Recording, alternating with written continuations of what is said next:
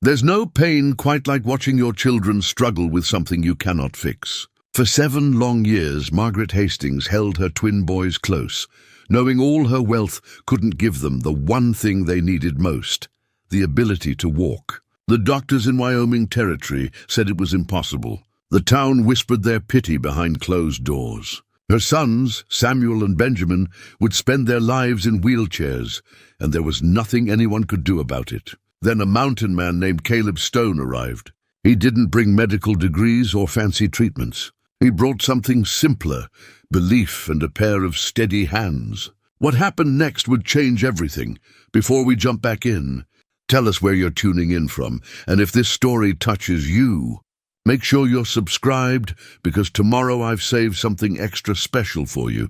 The Hastings Ranch stretched across 3,000 acres of Wyoming Territory, where the land rolled like frozen waves beneath an endless sky. It was 1883, and the frontier still held its wild edge, though settlements like Cottonwood Creek were carving civilization out of the wilderness, one building at a time. The ranch house itself stood as a testament to prosperity.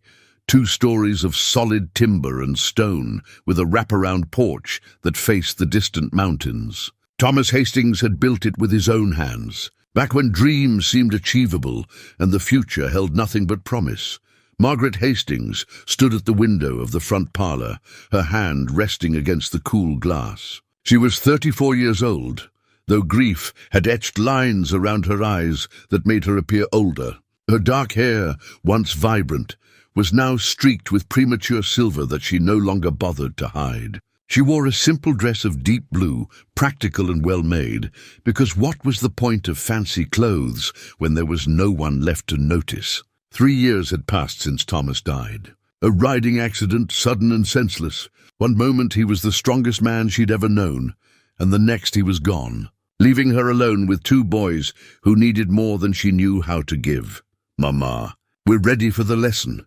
Margaret turned from the window to see her sons waiting by the large oak table that dominated the room. Samuel and Benjamin sat in their wheelchairs, the ones Thomas had crafted himself during the last months of his life. He'd known somehow that he wouldn't be there to carry them forever. The chairs were masterworks of carpentry, smooth wood worn to a polish by 7 years of use, wheels that turned silent and true, armrests carved with small animals that the boys loved to trace with their fingers. Samuel, older by 12 minutes, had his father's serious eyes and careful manner.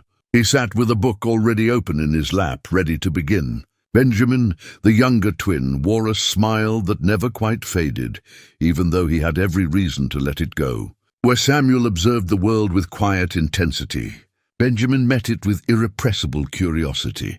"I'm coming, my darlings." Margaret crossed the room, her footsteps soft on the woven rugs that covered the hardwood floors. She settled into the chair between them and picked up where they'd left off the day before, a history of the Roman Empire. Because the boys devoured knowledge the way other children devoured sweets. This was their life now. Lessons in the morning, reading in the afternoon, quiet evenings by the fire.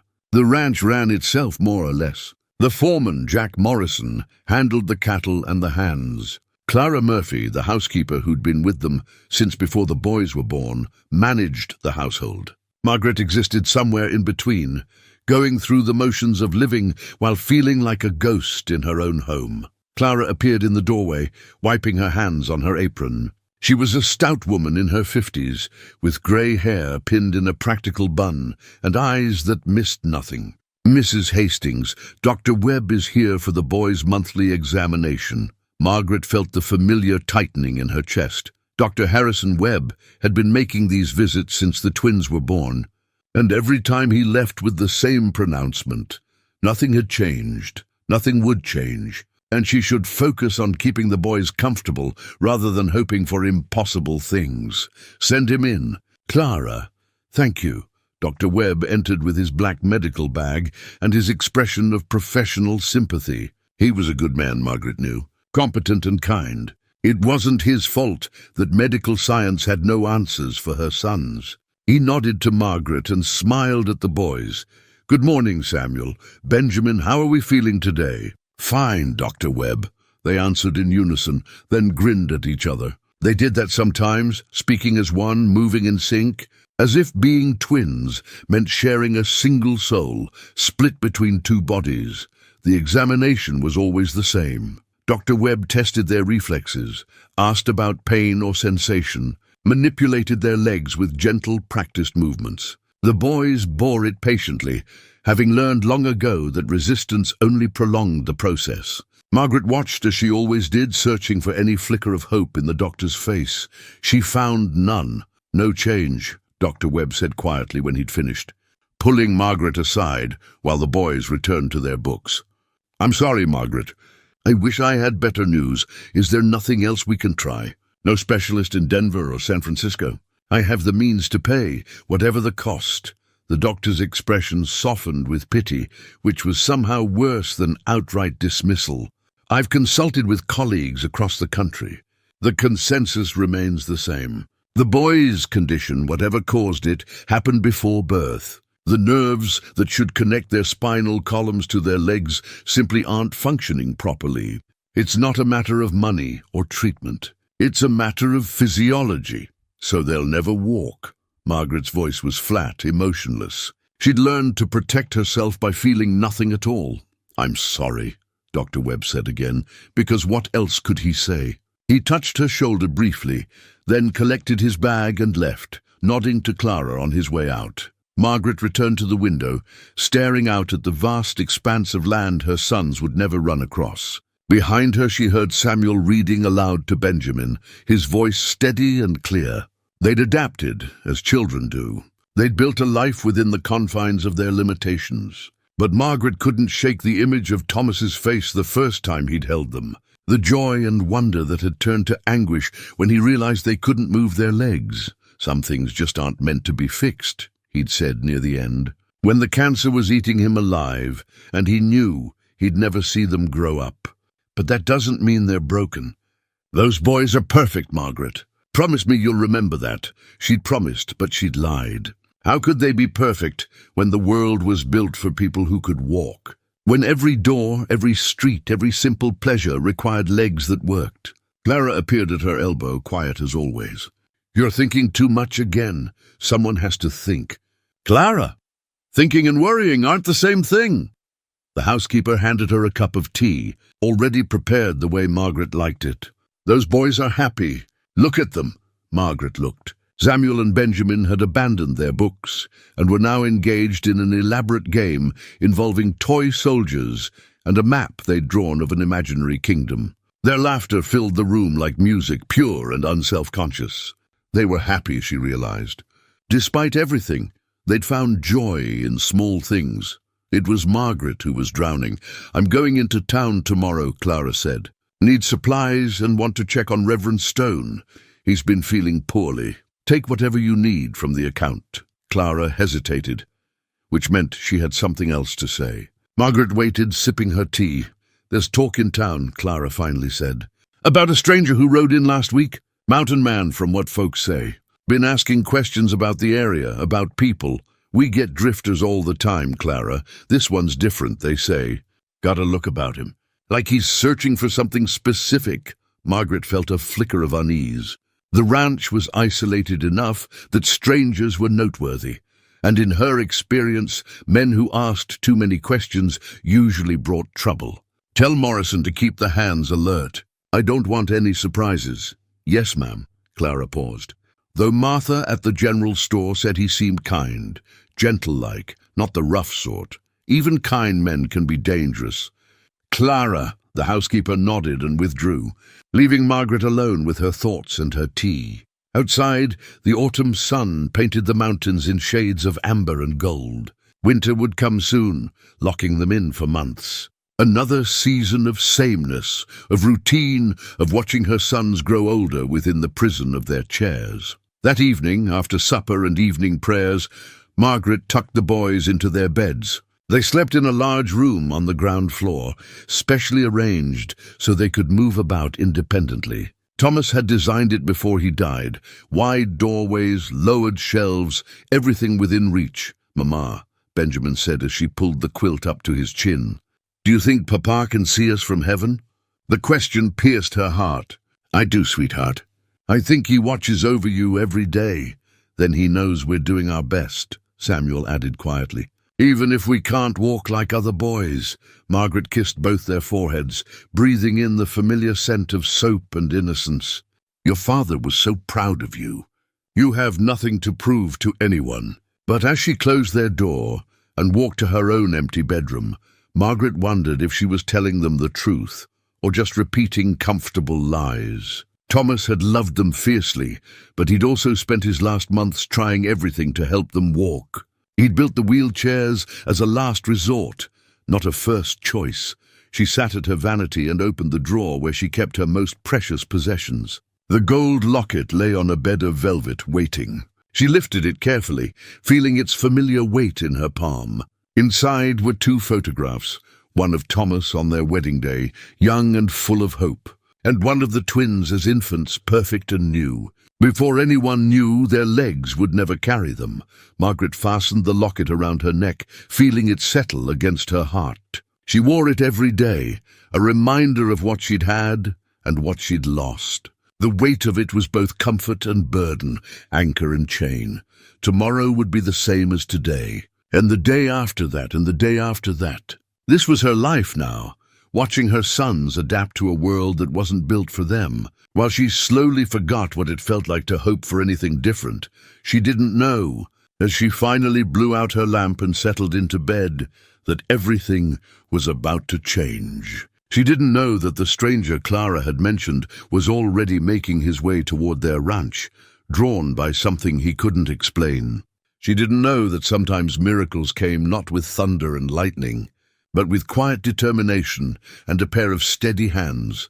Margaret Hastings fell asleep, believing tomorrow would be like every other day. She was wrong. The morning came cold and clear, with frost painting delicate patterns on the windows. Margaret woke to the familiar sounds of the ranch coming to life, cattle lowing in the distance, the creak of the barn door, Morrison's voice calling instructions to the hands. She dressed by routine, fastened the locket around her neck, and went downstairs to begin another day, identical to all the others, except it wasn't. Clara was already in the kitchen, but her usual efficient bustle had been replaced by an unusual stillness. She stood by the window, looking out toward the front drive with an expression Margaret couldn't quite read.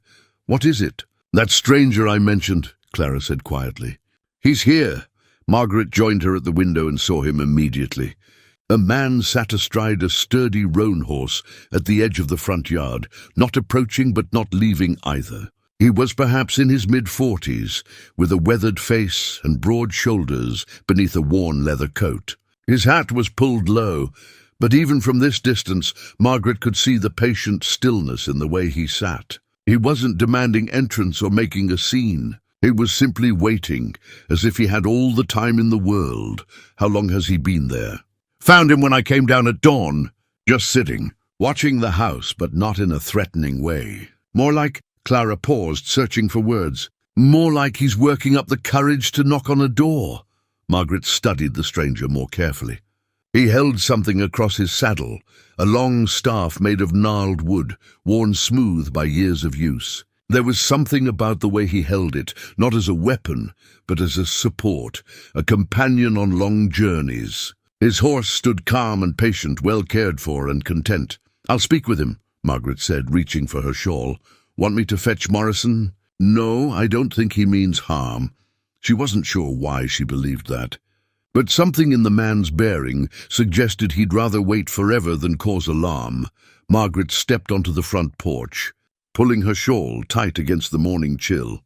The stranger noticed her immediately and dismounted in one fluid motion, moving with the ease of someone who'd spent more time on horseback than on foot. He approached slowly, stopping a respectful distance away, and removed his hat up close. Margaret could see the kindness in his eyes. They were grey-blue, like storm clouds breaking, and they held a depth that spoke of experience beyond simple years. His face was lined by weather and hardship, but there was nothing hard about his expression.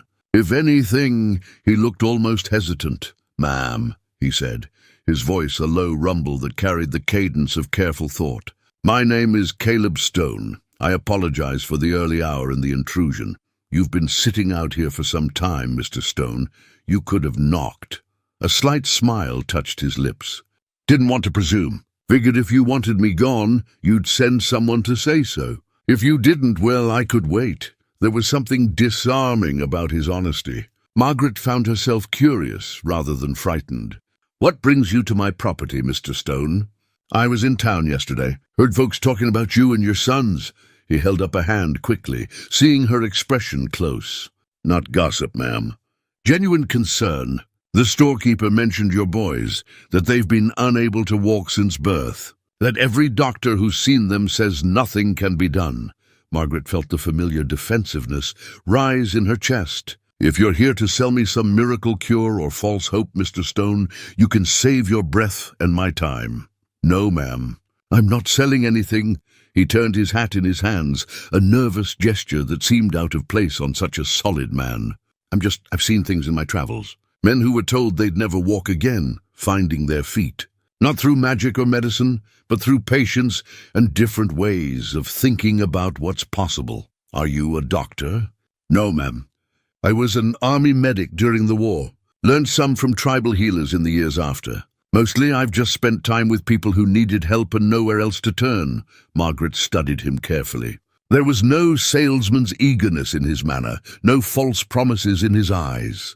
Just a quiet sincerity that was either genuine or the best deception she'd ever encountered. "Why would you want to help my sons?" "What's in it for you?" Caleb looked away toward the mountains, and for a moment something old and painful crossed his face. "I had a family once, wife and daughter. Fever took them both about 8 years back. I couldn't save them, couldn't do anything but watch them slip away." He met her eyes again. "Ever since I've been wandering, helping where I can, moving on when there's nothing more to give. Maybe it's my way of making peace with what I couldn't do. Maybe it's just who I am now." The honesty in his words struck something deep in Margaret. She recognized the shape of his grief because she wore her own every day. "I appreciate your offer, Mr. Stone, but my sons have been examined by the best doctors in the territory. If there was something that could be done, ma'am, I'm not saying doctors are wrong. I'm just saying sometimes they don't know everything there is to know." He gestured with his staff, the movement natural and unthinking. "This here pine has been with me for 12 years. Keeps me steady on mountain trails, helps me cross streams, props up my tent at night. Doctors would say it's just a piece of wood, but I know it's more than that. It's a tool, a companion, a reminder of where I've been." Margaret didn't respond immediately. There was something in his words that went beyond logic, touching on faith and possibility. "What exactly are you proposing?" "Just let me meet them. Talk with your boys, if you're willing. See what they can tell me about what they feel, what they've tried. If I think there's nothing I can offer, I'll tip my hat and ride on. But if I see something, anything that might help, I'd like to try. Mr. Stone, I've spent 7 years hoping. 7 years trying everything anyone suggested. And all I have to show for it is 2 boys who've learned to live with disappointment." Margaret's voice cracked slightly. "I won't let them hope again just to have it broken. Hope isn't the problem, ma'am. False hope is. I won't promise your boys anything except honest effort and my complete attention." Caleb's eyes were steady on hers. "But I've learned something in my years wandering. Sometimes the body just needs to remember what it's forgotten. Needs someone patient enough to help it remember." Margaret stood silent, her hand unconsciously reaching for the locket at her throat. Thomas would have sent this man away. Thomas had been practical, logical, grounded in what could be proven and measured. But Thomas was gone, and she was tired of being practical. She was tired of watching her sons accept limitations as inevitable.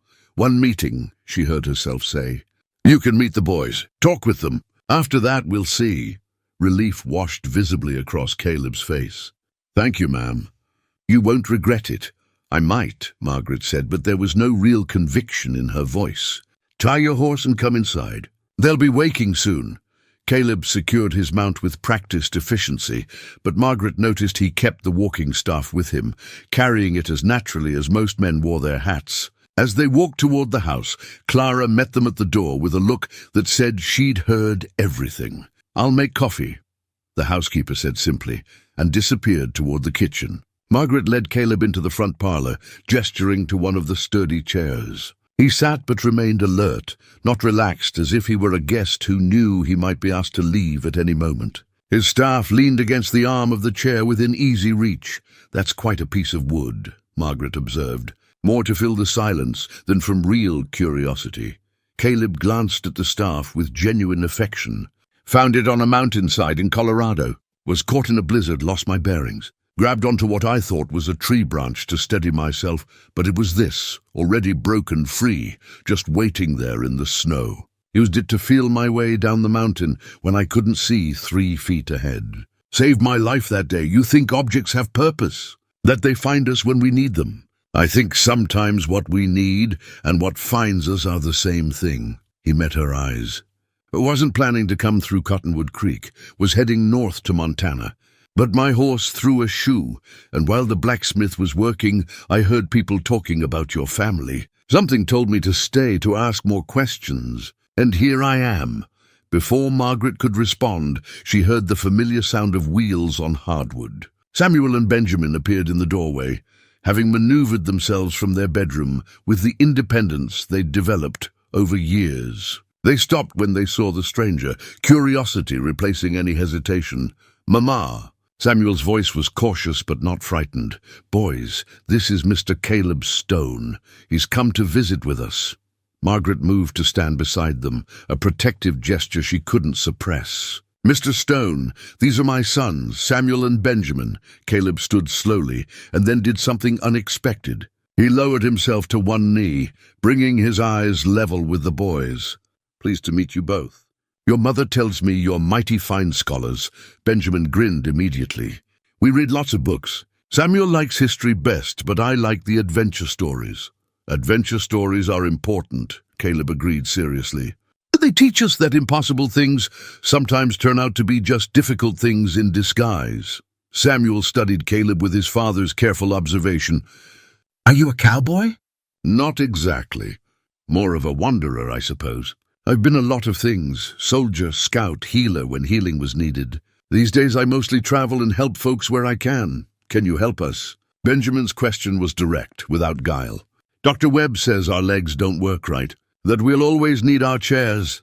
Margaret tensed, waiting for the easy platitudes or false promises. But Caleb simply nodded thoughtfully. "Dr. Webb is a good man and a smart doctor. He's probably right about what he can see. But I've learned that what we can see isn't always everything there is." "What does that mean?" Samuel asked.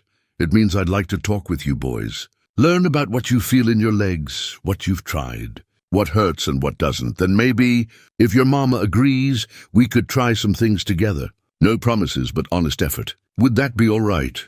The twins looked at each other in that way they had, communicating without words. Then they both turned to Margaret, questions in their eyes. She saw hope there, fragile and new, and it terrified her. But she also saw trust. Trust that she would make the right choice. Trust that she wouldn't let them be hurt. "We can try," Margaret said quietly. "But Mr. Stone is right. No promises." Caleb spent the next hour talking with the boys, asking questions that no doctor had ever thought to ask. Did they dream about walking? Could they feel temperature in their legs? When they imagined moving, did they sense anything at all? Samuel and Benjamin answered eagerly, animated by this adult who treated them not as patients, but as people with valuable knowledge about their own bodies. Margaret watched from the doorway, Clara beside her. "He's different," the housekeeper murmured. "Got a gentleness about him. The boys feel it. Gentleness doesn't heal paralysis, Clara. No, ma'am. But it might heal other things." When Caleb finally stood, thanking the boys for their time, Samuel wheeled closer. "Will you come back tomorrow, Mr. Stone?" "If your mother allows it, I'd like that very much." Benjamin reached out and touched the walking staff that Caleb held. "This is really smooth. Did you make it smooth?" "Years of holding did that. Started out rough as tree bark, but time and use wore it down to what it is now." Caleb smiled. "Sometimes things get better not by changing what they are, but by learning what they can become." As Margaret walked Caleb to the door, he paused on the porch. "Thank you for trusting me with your sons, ma'am. I know that wasn't easy.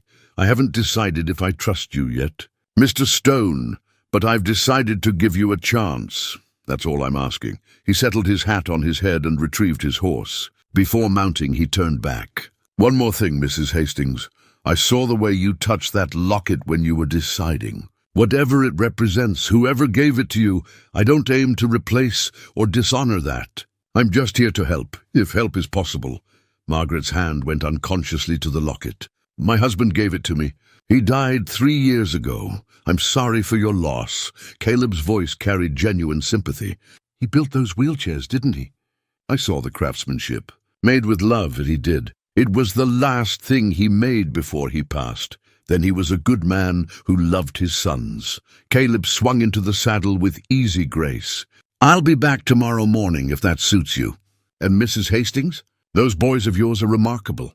Paralyzed legs or not, they're full of life and intelligence. You've raised them well." He rode away before she could respond, leaving Margaret standing on the porch with emotions she couldn't quite name. Clara joined her, coffee cup in hand. "What do you think?" the housekeeper asked. "I think I've either made the best decision or the worst mistake of my life." Margaret watched Caleb disappear down the road, his staff visible even from this distance.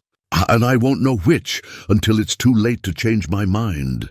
Inside, Samuel and Benjamin were talking excitedly about Mr. Stone and his questions and his walking staff that had saved his life in a blizzard. Their voices carried the first notes of hope Margaret had heard in years, and it was both beautiful and terrifying. That night, as she tucked them in, Benjamin asked, "Do you think Mr. Stone really can help us walk, Mama?" Margaret chose her words carefully. "I think Mr. Stone will try his best.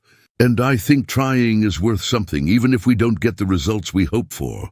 "Papa tried too," Samuel said quietly. "He tried everything." "Yes, he did. Because he loved you both very much." "We love you too, Mama," Benjamin said, and Samuel nodded agreement. After they were asleep, Margaret sat in Thomas's study for the first time since his death. The room remained exactly as he'd left it. Papers on the desk, his coat on the chair, the smell of pipe tobacco still faintly lingering. She opened the drawer where he'd kept his personal journal and read the last entry, written 2 days before he died. "The boys are strong and bright and full of joy despite everything. Margaret carries the burden of their care with grace I don't deserve. I leave them in her hands, trusting she'll do what I could not, find a way forward. Not a cure, perhaps, just a way forward." Margaret closed the journal and looked around the room. Thomas had tried every conventional method, consulted every available expert, spent his last months searching for answers that didn't exist. But maybe he'd been searching in the wrong direction. Maybe the answer wasn't in what was known, but in what had been forgotten or overlooked. She thought of Caleb Stone and his walking staff, worn smooth by years of use. Of his quiet manner and his questions that focused not on limitations, but on possibilities. Of the way her sons had responded to him with immediate trust. Tomorrow he would return, and Margaret would have to decide whether to let him try something that might break her sons' hearts, or might, against all logic and reason, actually help them. She touched the locket at her throat, feeling Thomas's presence in the worn gold. "Help me know what to do," she whispered to the empty room. "Help me know if this is the chance we've been waiting for, or just another way to fail." The room offered no answer, but somehow Margaret felt a measure of peace. Whatever happened next, at least they were moving forward, instead of standing still in grief and resignation. At least there was, once again, something that felt like hope.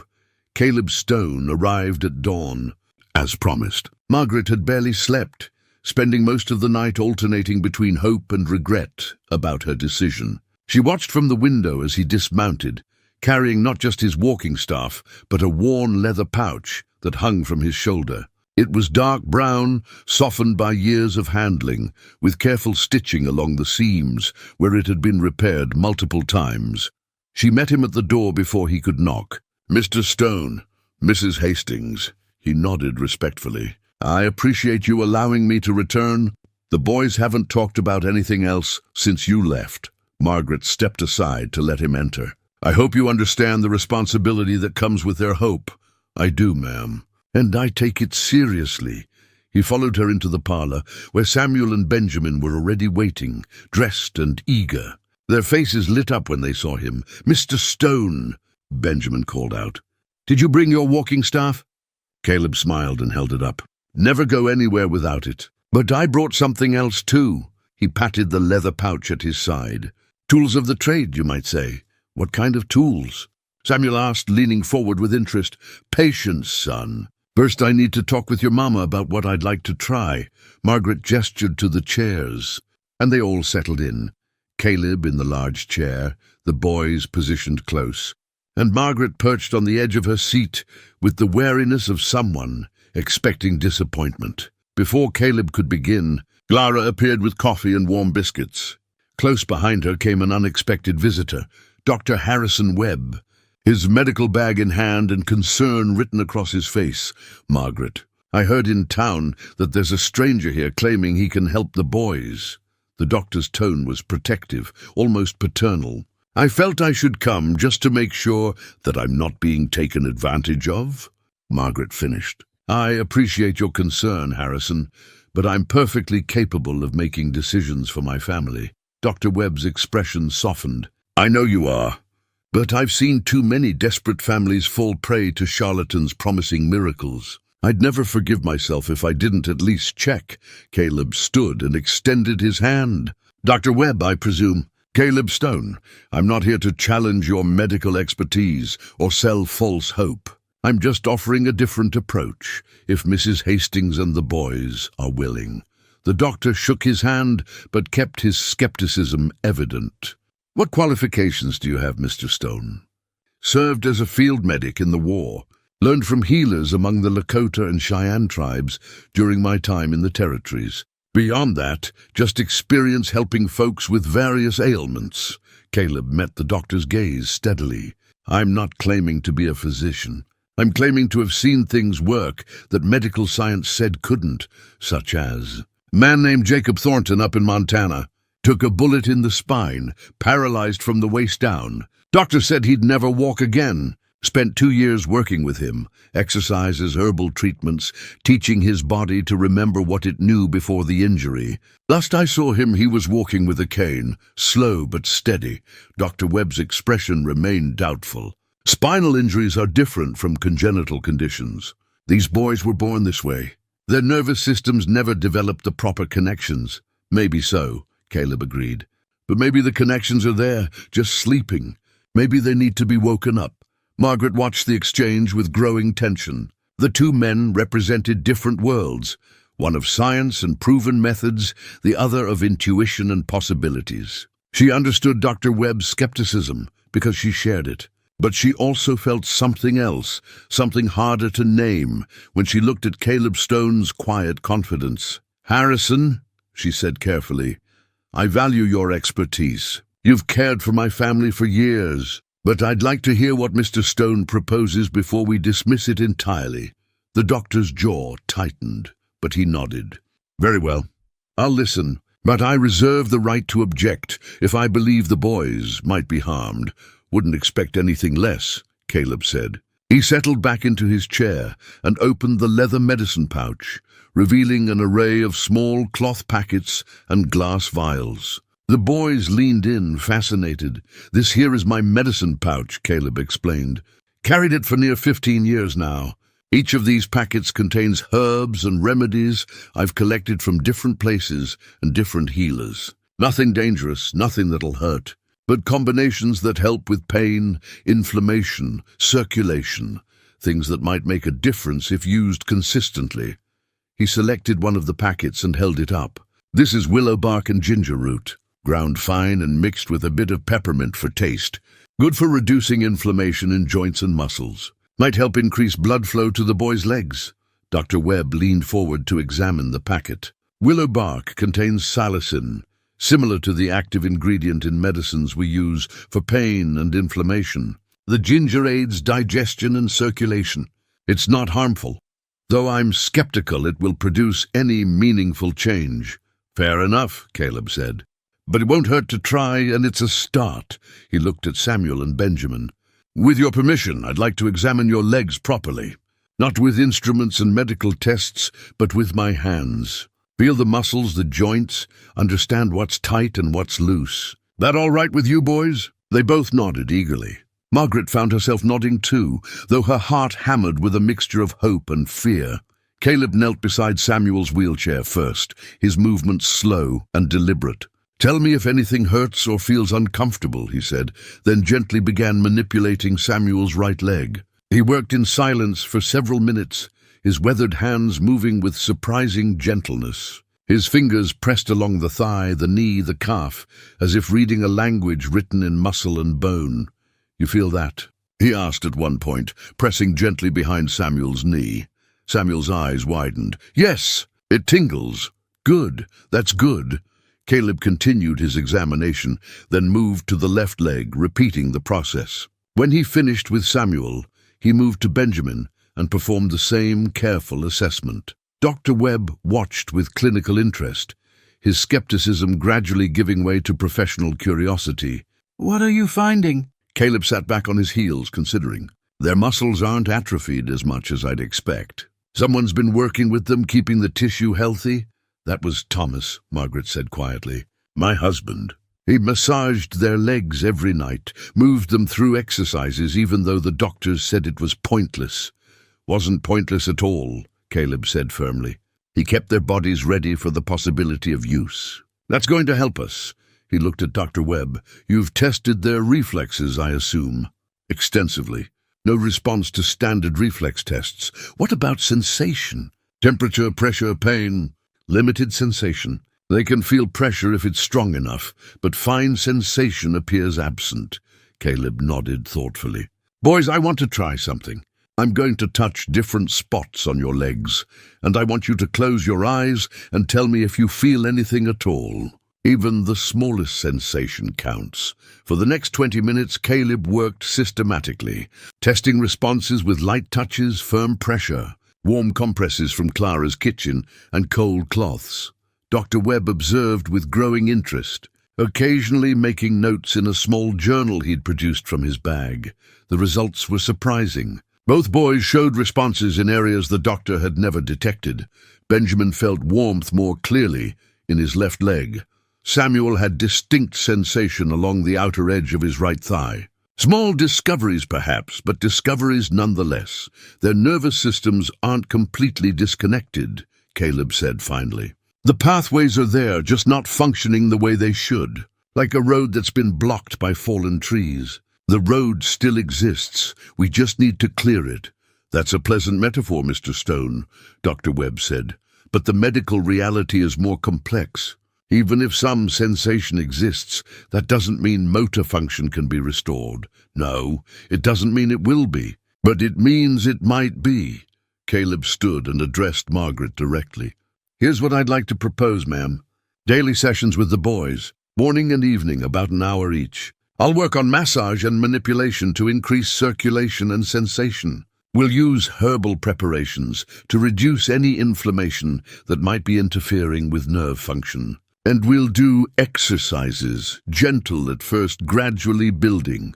What kind of exercises? Margaret asked. Visualization to start. Teaching the boys to imagine movement, to send signals from their brains to their legs, even if nothing happens at first. Then physical exercises, me moving their legs through natural walking motions, teaching their muscles the patterns they need to know. Mr. Stone, Dr. Webb interjected, I must say that while your approach is unconventional, it's not entirely without merit from a medical standpoint. Increased circulation and muscle maintenance certainly can't hurt. However, he paused, choosing his words carefully, I must caution against raising expectations too high. The boy's condition is congenital and severe. In all my years of practice, I've never seen a case like theirs improve significantly, and I respect that, doctor. But in all my years of wandering, I've seen things that doctors said were impossible. I'm not promising a miracle. I'm promising honest effort, and whatever results that effort brings. Margaret looked at her sons. They were watching the adults with rapt attention, hope shining in their young faces. She thought of Thomas and his nightly massages, his refusal to give up even when every expert told him to accept the unchangeable. She thought of the 7 years of resignation and sorrow, and she thought of the tiny sensations Caleb had just discovered, sensations that Dr. Webb had missed despite years of examinations. 1 month, she said decisively. Mr. Stone, I'll give you 1 month to try your methods. If we see improvement, we'll continue. If not, we'll accept that we tried something different. That's fair, Mom. More than fair. But, she continued, you'll work under Dr. Webb's observation. If at any point he believes the boys are being harmed or stressed beyond benefit, we stop immediately. Caleb nodded agreement, and Dr. Webb looked somewhat mollified by the compromise.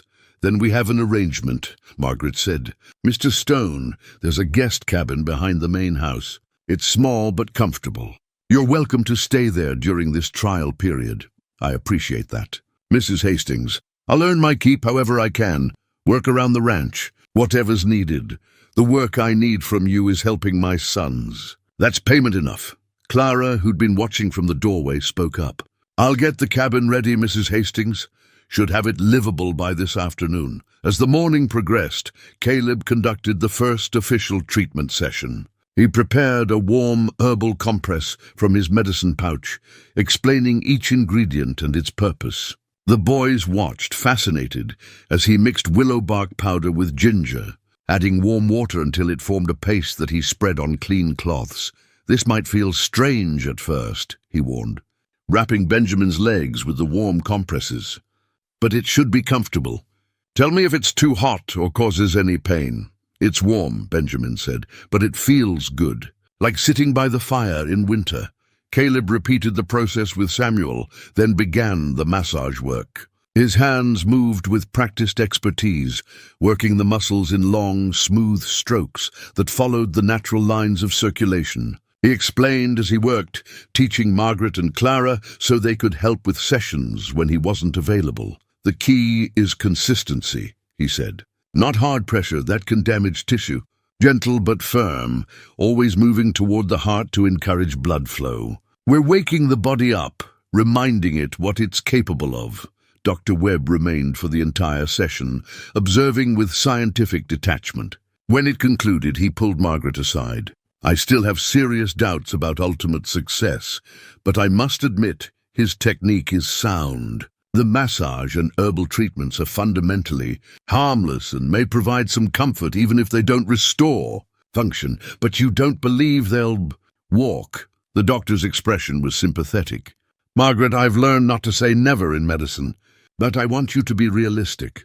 Guard your heart and the boys' hearts. Hope is precious, but broken hope can be devastating. I know, Harrison. Believe me, I know. After the doctor left, Margaret found Caleb on the front porch, his walking staff leaning against the railing beside him. He was looking out at the mountains, lost in thought. You handled Dr. Webb well, she said, joining him. He's protective of us. He's a good man doing his job. I don't fault him for skepticism. I'd be skeptical too if I were in his position. Caleb glanced at her. But I've learned to trust what I feel in my hands. Those boys have more capacity than anyone's given them credit for. Mr. Stone, I need to ask you something directly. Margaret turned to face him fully. Why are you really doing this? The truth, not the polite answer you gave before. Caleb was quiet for a long moment. When he spoke, his voice carried old pain. My daughter was 5 when the fever took her. Bright as summer sunshine, curious about everything. Near the end, she couldn't even lift her head from the pillow. I was a trained medic, had a pouch full of medicines and years of experience, and I couldn't do a damn thing to save her. He paused, his jaw tight. Your boys remind me of her, that brightness, that spirit that won't be dimmed by circumstance. Maybe I can't give you guarantees, Mrs. Hastings, but I can give effort and skill and everything I've learned. And maybe this time that'll be enough. Margaret felt tears prick her eyes. I'm sorry for your loss. And I'm sorry for yours. Thomas was a good man. I can see his love in everything around here, especially in those boys. Caleb picked up his staff, running his thumb along the smooth wood. We're both carrying grief, ma'am. Maybe we can carry hope alongside it just for a while. That evening, After the boys were asleep and Caleb had settled into the guest cabin, Margaret sat in her room with the leather medicine pouch he'd left for her to examine. Each small packet was carefully labelled in neat script: willow bark, ginger root, chamomile, arnica, cayenne, and a dozen others she didn't recognize. She opened one and breathed in the scent of dried herbs, earthy and ancient. This pouch represented years of learning, of wandering, of collecting knowledge from different cultures and different healers. It was worn and repaired, obviously precious to its owner. The fact that Caleb had entrusted it to her care spoke of his commitment. She thought about Dr. Webb's warning about guarding hearts and broken hope. But she also thought about Thomas's dying words: find a way forward. Not a cure, perhaps, just a way forward. Maybe Caleb Stone wasn't offering a cure. Maybe he was just offering movement in a new direction, which was more than they'd had in 3 years. Margaret closed the medicine pouch and set it carefully on her dresser beside the locket. 2 objects, 2 different kinds of medicine.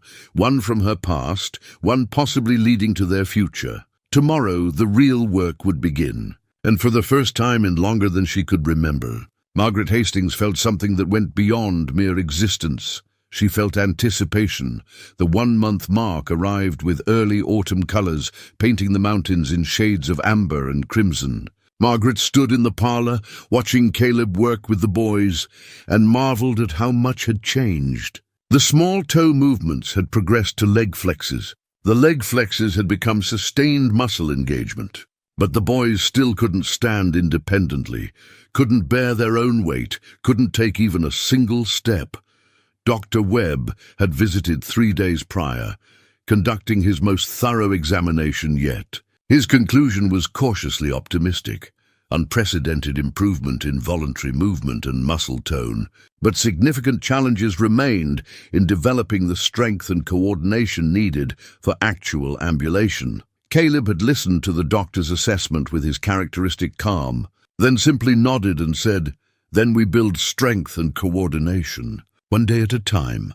That morning, he'd arrived with something new, a wooden frame constructed from sturdy pine, sanded smooth, and fitted together with careful joints. It stood about 4 feet tall with parallel bars running horizontally at different heights and a padded platform at the base.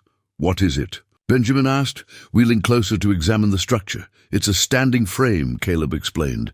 "Been building it in my cabin the past week. Thought it was time we graduated from lying down exercises to something more ambitious." Samuel reached out to touch the wood, running his fingers along the smooth grain.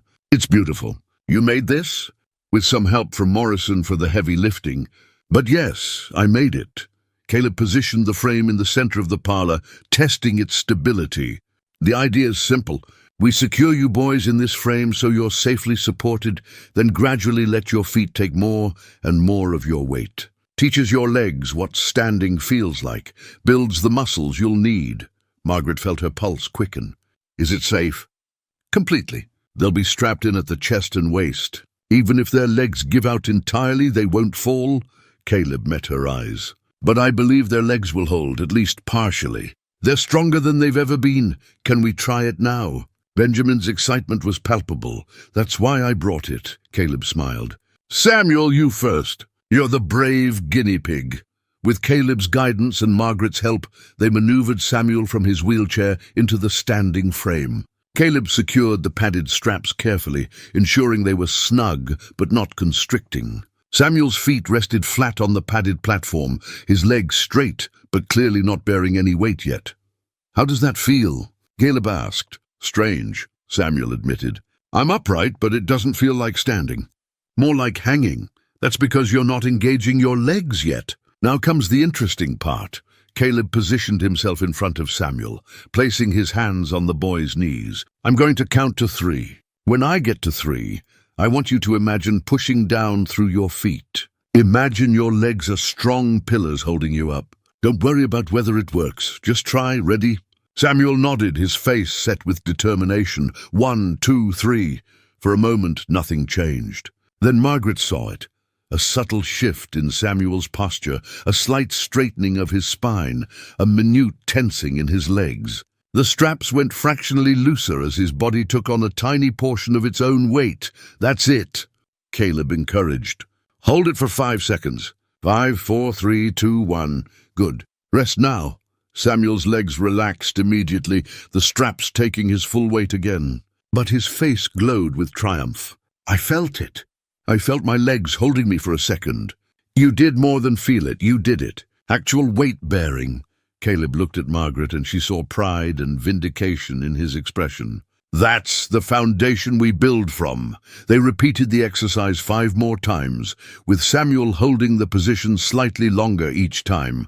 By the 6th attempt, he managed to support himself for nearly 15 seconds before his legs trembled and gave out. Benjamin was practically vibrating with eagerness when his turn came. His results were similar, that first moment of genuine standing, brief but unmistakable, followed by the gradual building of endurance. By the end of the session, both boys had experienced what it felt like to be upright, with their legs actually participating in holding them there. "This changes everything," Margaret said to Caleb after the boys had returned to their wheelchairs, exhausted but exhilarated. "They're actually standing." "Supported standing," Caleb cautioned, but he was smiling. "But yes, this is a significant step." Pun intended. Over the next week, the standing frame became the centerpiece of their routine. Morning and evening sessions now included 30 minutes of standing practice, with the boys gradually increasing. Both the duration and the percentage of their weight their legs could support. Margaret documented everything in a journal she'd started, keeping how long each boy could stand, which leg seemed stronger, any pain or discomfort, every small victory. She found herself thinking in medical terms, analyzing progress with the same careful attention Dr. Webb brought to his examinations. The town's attitude began shifting as word spread of the boys' progress. People who'd once whispered pity now spoke with cautious optimism. Some visited the ranch specifically to see the standing frame and watch the exercises. Margaret found herself demonstrating techniques, explaining Caleb's methods, and answering questions from other families dealing with various ailments. But not everyone was pleased with these developments. Edmund Cross arrived on a Tuesday afternoon, announced by the thunder of hoofbeats and the aggressive way he dismounted. Margaret recognized him immediately. A successful rancher from the neighboring territory, Thomas's one-time rival, and a man who'd made his interest in acquiring the Hastings land abundantly clear after Thomas's death. He was tall and imposing, with silver hair and cold blue eyes that assessed everything in terms of value and advantage. He'd proposed marriage to Margaret twice in the year following Thomas's death, proposals she'd rejected politely but firmly. He hadn't approached her directly in nearly 2 years. Though his foreman occasionally appeared with offers to buy the ranch at increasingly insulting prices. "Mrs. Hastings," he said, tipping his hat with exaggerated courtesy, "I heard interesting rumors about your household and had to see for myself." "Mr. Cross, what brings you to my property uninvited?" Margaret kept her voice level, though irritation simmered beneath, curiosity mainly. "Heard you've taken in some drifter claiming he can make your boys walk." Sounded like a sideshow, so I thought I'd investigate. His eyes swept the porch, where the standing frame was visible through the parlor window. "That's some kind of torture device?" "That's a standing frame, and it's helping my sons develop strength and coordination." Margaret crossed her arms. "Not that it's any of your concern." "Everything about you concerns me, Margaret." Cross's voice dropped to something meant to sound intimate, but came across as presumptuous. "You know how I feel about you, how I've felt since before Thomas died. Mr. Cross, I've made my feelings clear repeatedly. I'm not interested in your attention, your proposals, or your offers to buy my ranch.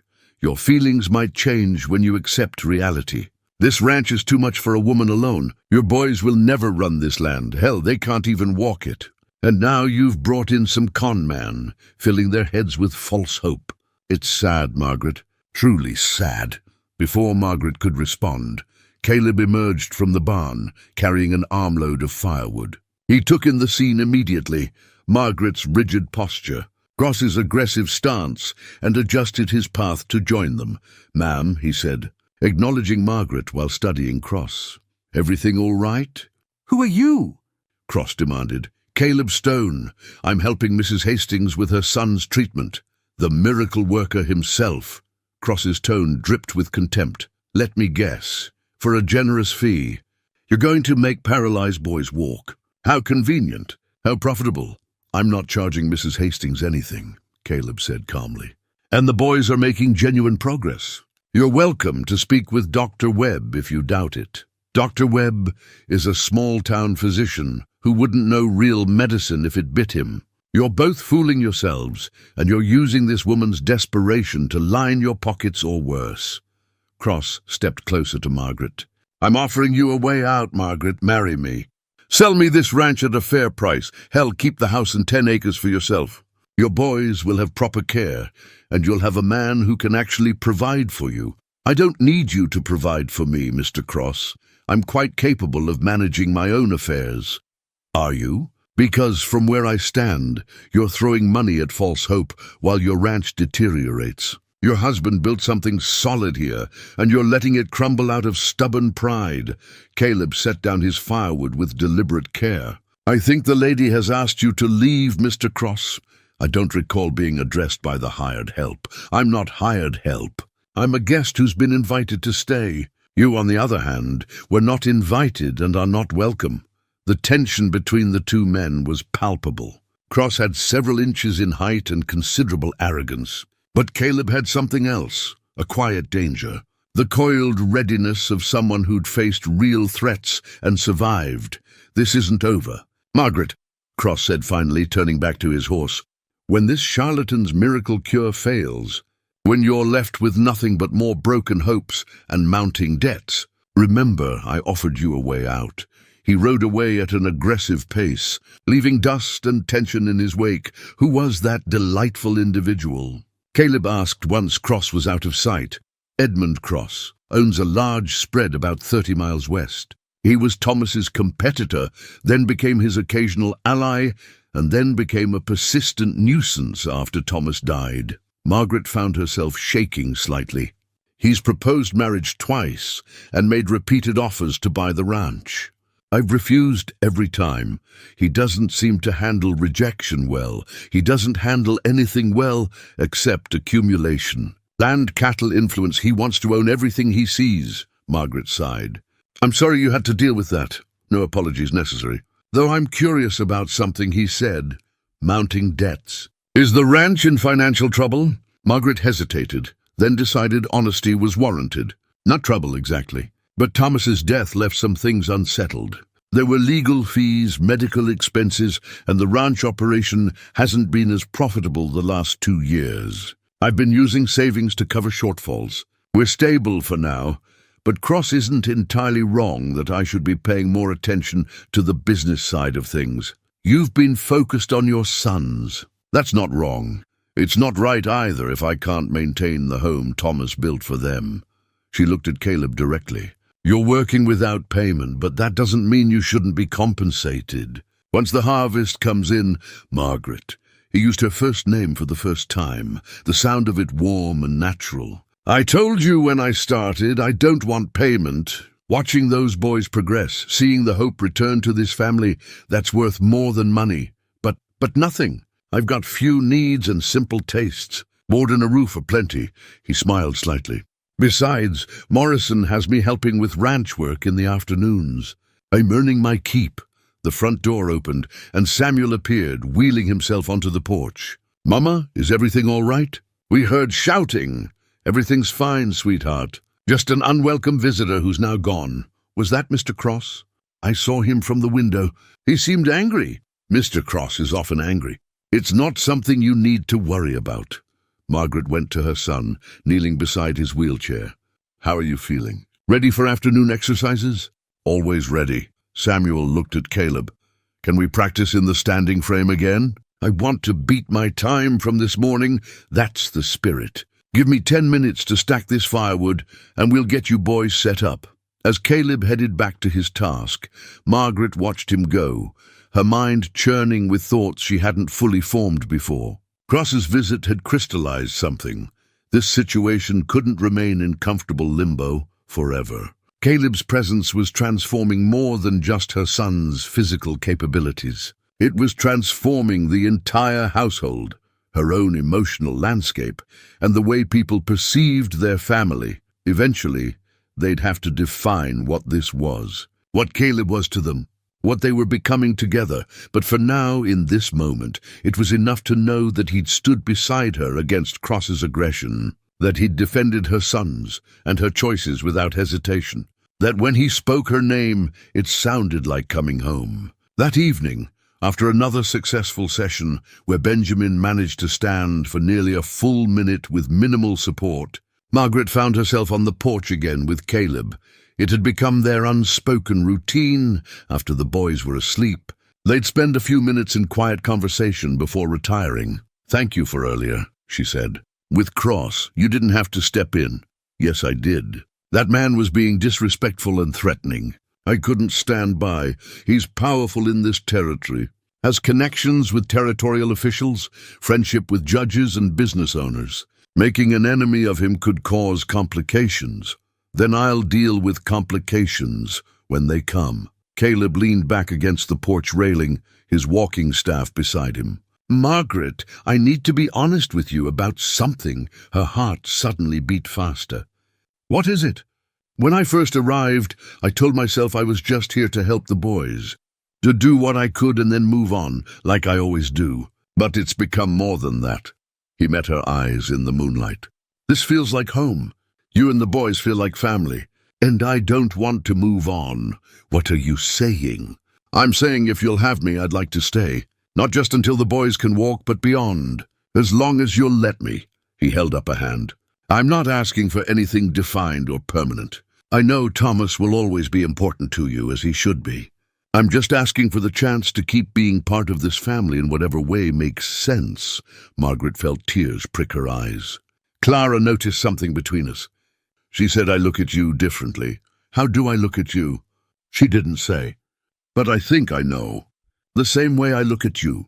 She moved closer, her hand finding his. "Thomas was my love, my partner, the father of my children. He'll always hold that place in my heart. But I'm discovering there's room for more than memory. There's room for new feelings, new possibilities. I'm not trying to replace him. I know. You couldn't if you tried. You're entirely your own person. But maybe that's what I need. Not a replacement, but something new." She squeezed his hand. "I can't make promises about the future, Caleb, but I can tell you that having you here, watching you with my sons, seeing your dedication and kindness, it's awakened something in me I thought had died with Thomas." "What's that?" "Hope, not just for the boys, but for myself. For the possibility that life holds more than just surviving from one day to the next." Caleb lifted her hand and pressed a gentle kiss to her knuckles, a gesture both old-fashioned and deeply romantic. "Then I'll stay, and we'll discover what the future holds together." They stood together in the moonlight, hands linked, the future uncertain but filled with possibility. Inside, Samuel and Benjamin slept peacefully, their legs growing stronger each day. Above them, stars wheeled in their eternal patterns, indifferent to human hopes and fears, but somehow bearing witness to this moment of transformation. Margaret touched her locket with her free hand, feeling Thomas's presence there not as a weight, but as a blessing. She imagined him smiling, approving, urging her forward into whatever came next. For the first time in 3 years, Margaret Hastings felt fully, completely alive. 6 weeks into treatment marked a turning point that went beyond physical progress. The boys could now stand in the frame for several minutes at a time, their legs trembling but holding. More importantly, they developed a sense of balance and body awareness that had been completely absent before. But it was the quiet transformation in Margaret herself that most captured Clara's attention. The housekeeper had known Margaret since before her marriage to Thomas, had watched her grow from hopeful bride to devoted mother to grief-stricken widow. Now she was witnessing something new, Margaret emerging from the chrysalis of mourning into someone more whole than she'd been even before loss. The change was evident in small ways. Margaret laughed more readily. She hummed while working. She took extra care with her appearance, not out of vanity, but out of renewed engagement with life. And most tellingly, she wore Thomas's memory lightly now. The locket at her throat no longer a chain, but a cherished reminder. One morning, Margaret found Clara in the kitchen and approached with something wrapped in cloth. "I want to give this to Caleb, but I'm not sure if it's appropriate." Clara wiped her hands and accepted the wrapped object. Inside was Thomas's pocket watch, beautifully crafted gold, with an engraved case showing mountains and pine trees. It had been Thomas's most prized possession, passed down from his father. "Are you sure?" Clara asked gently. "Thomas would want someone worthy to have it. Someone who embodies the values he held dear: honesty, dedication, love of family." Margaret's voice was steady. "Caleb deserves this. He's earned it not through obligation, but through character. Then give it to him. But understand what you're saying with this gift. Giving a man your late husband's watch, that's a statement, Margaret. To him and to everyone who knows, I know what I'm saying. I'm saying that I honor the past while embracing the present. I'm saying that loving again doesn't diminish what came before." She met Clara's eyes. "I'm saying that Caleb Stone has become important to me, and I'm no longer afraid to acknowledge it." Clara pulled her into a brief, fierce hug. "Thomas would be pleased. He never wanted you frozen in grief." That evening, after the boys were settled in bed and the house had grown quiet, Margaret found Caleb in his usual spot on the porch. He looked up as she approached, his face softening with the expression she'd come to recognize, the one that said she mattered to him in ways beyond simple employment or friendship. "Margaret, couldn't sleep? I wanted to give you something." She held out the wrapped watch. "This belonged to Thomas. His father gave it to him on his wedding day. He treasured it." Caleb unwrapped the cloth slowly, revealing the pocket watch. Even in the dim porch light, the gold gleamed warmly. He opened it, revealing the delicate mechanism inside and a small photograph of Margaret and Thomas on their wedding day. "Margaret, I can't accept this. It's too precious, too personal. You can, and I want you to have it." Thomas believed that objects should be used, not locked away. That time itself was a gift not to be wasted. She sat beside him. He would want someone worthy to carry this, someone who understands its value, not in gold, but in what it represents. Caleb ran his thumb over the engraving, his expression reverent. "What does it represent to you?" "Family, legacy, the passing of responsibility from one good man to another." Margaret's voice was steady, despite the emotion in her words. "You've become part of this family, Caleb. The boys look to you as they once looked to their father. And She paused, gathering courage. "I've come to rely on you in ways I never expected to need anyone again." Margaret, her name on his lips, sounded like a prayer. "I need you to understand something. When I lost my family, I thought that part of my life was over. That I'd spend my remaining years wandering, helping where I could, but never putting down roots. Then I came here and everything changed. Changed how? Samuel and Benjamin remind me why life matters. Why struggle is worthwhile. Why hope isn't foolish." He looked at her directly. "And you remind me that hearts can heal. That starting over isn't betrayal, it's courage." Margaret felt tears slip down her cheeks. "I was so afraid that caring for you meant letting go of Thomas. But I've realized it doesn't work that way. Love isn't finite. There's room for what was and what is." Caleb set the watch carefully aside and took both her hands in his. "I will never try to replace Thomas, but if you'll let me, I'd like to stand beside you. Not as his replacement, but as myself. As someone who loves you and your sons and wants to be part of your future." "I want that too," Margaret whispered. "More than I knew I could want anything again." They sat together, hands intertwined, while the night settled around them. Eventually, Caleb fastened the watch chain to his vest, the gold catching the moonlight. "I'll carry this with honor," he promised. "And every time I check the time, I'll remember that I'm living on borrowed moments, borrowed from the man who built this family, given freely by the woman who's letting me join it." Inside the house, neither of them knew that Samuel had woken and ventured from his room for a drink of water. The boy paused at the window, watching his mother and the mountain man sitting close together, hands linked. He smiled, a child's instinctive understanding that sometimes adults needed each other the way children needed parents. He wheeled back to his room and whispered to Benjamin, "I think Mama's going to be happy again." Benjamin stirred sleepily. "Because of Mr. Stone?" "Yes, is that okay?" Benjamin thought for a moment, then nodded. "Papa would want her to be happy. And Mr. Stone is nice. He's teaching us to walk. He's teaching us lots of things," Samuel agreed, settling back into bed. "I think he might stay forever." "Good," Benjamin murmured, already drifting back to sleep. "I like him." The following days brought both triumph and challenge. The boys' progress continued, but they hit what Caleb called the plateau, a period where improvement slowed and frustration grew. "Why can't I stand longer?" Benjamin asked one afternoon, his voice edged with tears after a particularly difficult session. "I was doing so well, and now I'm stuck." Caleb knelt beside the boy's wheelchair. "Progress isn't a straight line, Benjamin.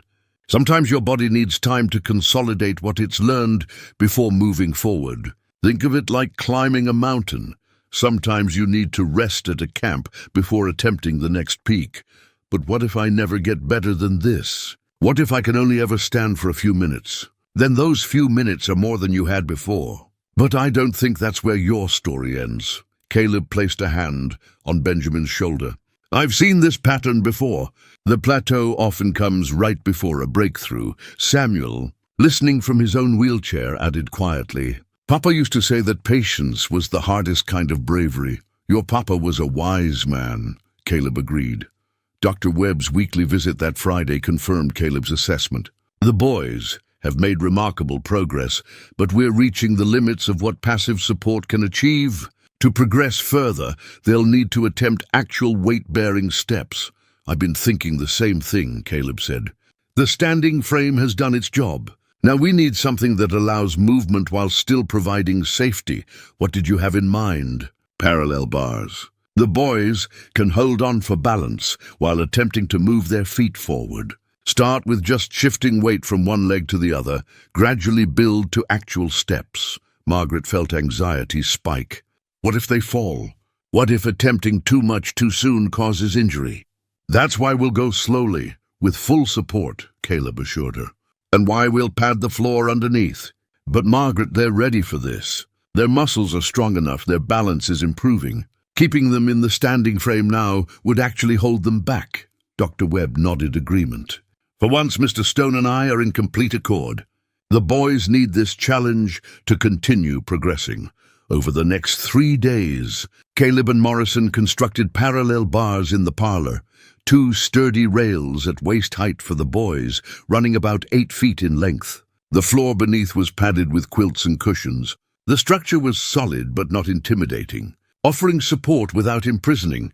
When Samuel and Benjamin saw the new equipment, their eyes widened with a mixture of excitement and fear. "This is it, isn't it?" Samuel asked. "This is where we try to actually walk. This is where you take the next step," Caleb confirmed. No pun intended. The first attempt was both terrifying and exhilarating. With Caleb on one side and Margaret on the other, Samuel stood at the bars, his hands gripping the rails with white-knuckled intensity. His legs trembled, bearing his full weight for the first time without the standing frame's support. "I'm standing," he breathed. "I'm actually standing on my own." "You are indeed. Now when you're ready, no rush. I want you to shift your weight to your right leg. Just lean a little to that side. Feel how your left leg gets lighter." Samuel's face scrunched with concentration. Slowly, incrementally, he shifted his weight. His left foot came fractionally off the ground. "Perfect. Now shift back to center, then to the left." The process was painstaking, each weight shift requiring intense focus and effort. But Samuel managed it, moving his weight from side to side in what would eventually become the rhythm of walking. Benjamin's turn came next, and he approached the bars with fierce determination. His first attempt at shifting weight resulted in his legs buckling, but Caleb and Margaret were there, catching him before he could fall. "That's okay," Caleb said calmly. "Try again. Your legs are learning." On the 4th attempt, Benjamin succeeded in shifting his weight. By the end of the session, both boys had managed to lift one foot completely off the ground while standing, not a step. but the precursor to one. That night, Margaret collapsed into her chair, emotionally exhausted, but hopeful. Clara brought her tea and sat beside her. "They're going to walk," the housekeeper said with quiet certainty. "Maybe not tomorrow, maybe not next month, but they're going to walk." "I'm starting to believe it," Margaret admitted. "After so many years of being told it was impossible, I'm actually believing it might happen. And what about the other impossible thing that's happening?" Margaret smiled. "You mean Caleb and me? The whole town's talking about it. How you gave him Thomas's watch. How you look at each other. How he's moved from guest to something more permanent. Let them talk. I'm tired of living for other people's opinions." Margaret sipped her tea. "Thomas has been gone 3 years. I've mourned him properly, honored his memory. But I'm 34 years old, Clara. I have decades ahead of me, God willing. Am I supposed to spend them alone out of some misguided loyalty to a man who would never have wanted that for me? Of course not. I'm just making sure you're certain. I'm certain that Caleb Stone is a good man. I'm certain he loves my sons, and they love him. I'm certain that when I'm with him, I feel alive in ways I'd forgotten were possible." Margaret met Clara's eyes. "I'm not certain what the future holds, but I'm certain I want him in it." Clara patted her hand. "Then that's all that matters." The weeks that followed brought steady progress. The boys graduated from weight shifting to actual foot movements, sliding 1 foot forward an inch, then 2 inches, then 3. Their first true steps were more controlled falls than walking, but they were steps nonetheless. The town watched with growing amazement. Families who'd kept their distance out of pity now visited with genuine interest. Other parents with children facing various challenges sought Caleb's advice. He gave it freely, sharing techniques and knowledge without reservation. Edmund Cross, however, remained conspicuously absent. Margaret hadn't seen him since his confrontational visit weeks earlier, though she occasionally heard reports of him making inquiries in town, about the ranch's finances, about Caleb's background, about the boy's progress. "He's looking for leverage," Morrison warned Margaret one afternoon. "Man like Cross doesn't forget a rejection. He's biding his time. Let him bide," Margaret replied. "We have nothing to hide, and nothing he can use against us." But even as she spoke the words, a small voice in the back of her mind whispered uncertainty. Men like Cross were dangerous not because they were strong, but because they were patient. They waited for moments of vulnerability, then struck with precision. She pushed the worry aside, focusing instead on the miracle unfolding in her home. Her sons were learning to walk. She was learning to live again. Caleb had brought more than healing techniques and herbal remedies. He'd brought transformation. One evening, as autumn deepened toward winter, Margaret stood on the porch, watching the sunset paint the mountains in shades of purple and gold. Caleb joined her, and she leaned against him naturally, his arm coming around her shoulders as if it had always belonged there. "Thank you," she said quietly. "For what?" "For seeing possibility where everyone else saw limitation. For refusing to give up on my sons. For helping me remember that life is for living, not just surviving." Caleb kissed the top of her head. "Thank you for letting me try. For trusting me with your family. For giving me a place to belong." Inside, Samuel and Benjamin were practicing standing without the bars, Clara hovering nearby for safety. Their laughter carried through the open window, pure and joyful. Margaret touched the locket at her throat, then the pocket watch chain visible at Caleb's vest. Past and present, memory and hope, loss and discovery, all of it woven together into something new and precious. The future remained uncertain. Winter was coming, and with it whatever challenges Edmund Cross might bring. But for this moment, in this space, everything was exactly as it should be, whole, healing, home. 8 weeks had passed since Caleb Stone first rode onto the Hastings ranch. The transformation was nothing short of remarkable. Samuel and Benjamin could now take several halting steps while holding the parallel bars, their legs growing stronger each day. The town had witnessed the impossible becoming possible, and the Hastings home had become a symbol of hope and perseverance. Margaret had never been happier. Her sons were progressing beyond anyone's expectations, and her relationship with Caleb had deepened into something she knew was love, even if they hadn't yet spoken the word aloud. They moved through their days with the comfortable rhythm of partners, sharing glances that spoke volumes, touches that lingered just a moment longer than necessary. The first snow of the season had fallen overnight, dusting the mountains in white and bringing a crisp clarity to the morning air. Margaret stood at the kitchen window, watching Caleb help the boys with their morning exercises, when she heard the sound of multiple horses approaching. Her contentment evaporated instantly. Through the window, she saw Edmund Cross riding up the drive, flanked by two men she didn't recognize. One wore a territorial badge. The other carried himself with the officious bearing of a lawyer or government official. Clara appeared at her elbow. "That's Judge William Hartley with him, the territorial circuit judge. What would a judge be doing here with Cross?" "Nothing good, I'd wager." Margaret met them at the front door, her spine straight and her expression carefully neutral. "Mr. Cross, gentlemen, what brings you to my home?" Judge Hartley dismounted, a heavy-set man in his 60s with shrewd eyes and an air of weary authority. "Mrs. Hastings, I apologize for the intrusion, but I'm afraid I'm here on official business." "What kind of business?" The third man stepped forward, producing a leather portfolio. "Mrs. Hastings, my name is Vernon Blake. I'm a territorial land agent. It's come to our attention that there may be a discrepancy regarding the legal boundaries of your property." Margaret felt cold dread settle in her stomach. "A discrepancy?" Cross dismounted with a smile that didn't reach his eyes. "It's a complicated matter, Margaret. Perhaps we should discuss this inside." "We'll discuss it right here." "What exactly are you claiming, Mr. Cross?" Blake opened his portfolio, extracting several documents. According to territorial surveys conducted in 1875, a portion of what you know as the Hastings Ranch is actually unclaimed territorial land.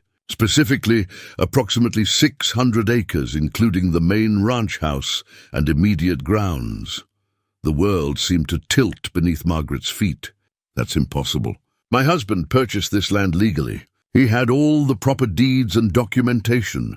"Mr. Hastings certainly purchased land," Blake agreed.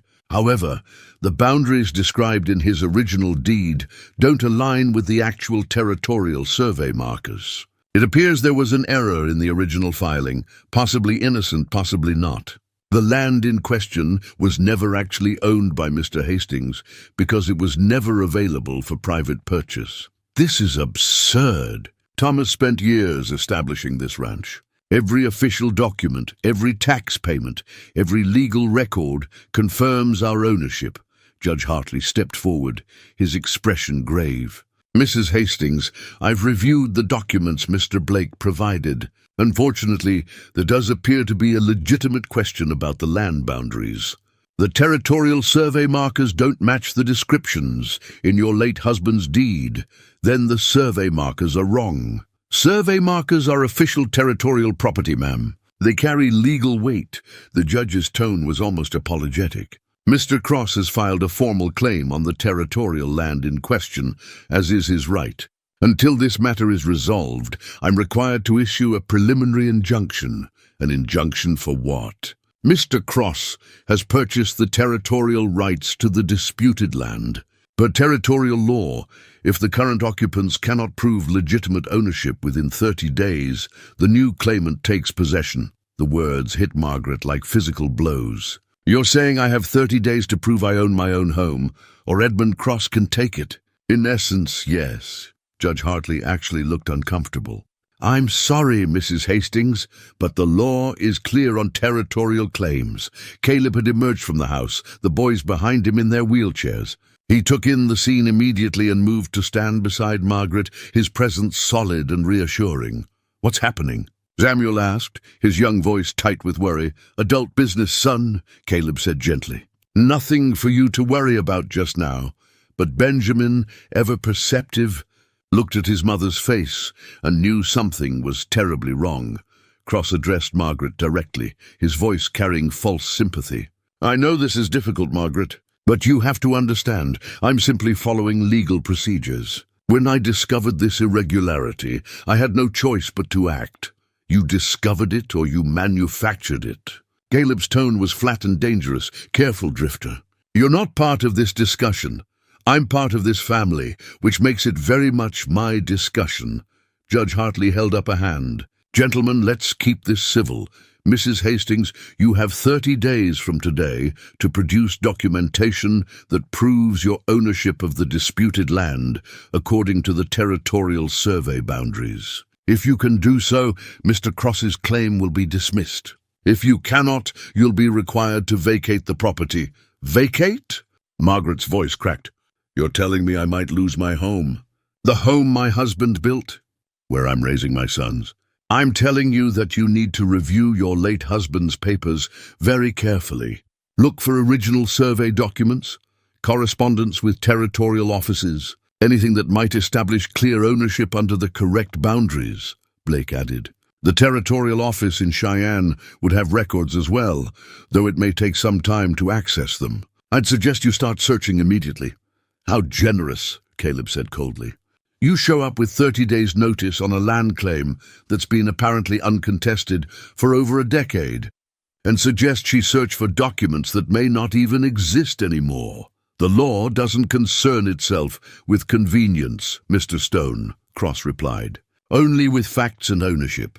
Margaret found her voice, though it shook with barely contained fury. This is about revenge, isn't it? I rejected your proposals, so you're trying to take my home. This is about rightful ownership. If you can prove the land is yours, you'll keep it. If you can't, Cross shrugged, then it never belonged to you in the first place. Judge Hartley cleared his throat.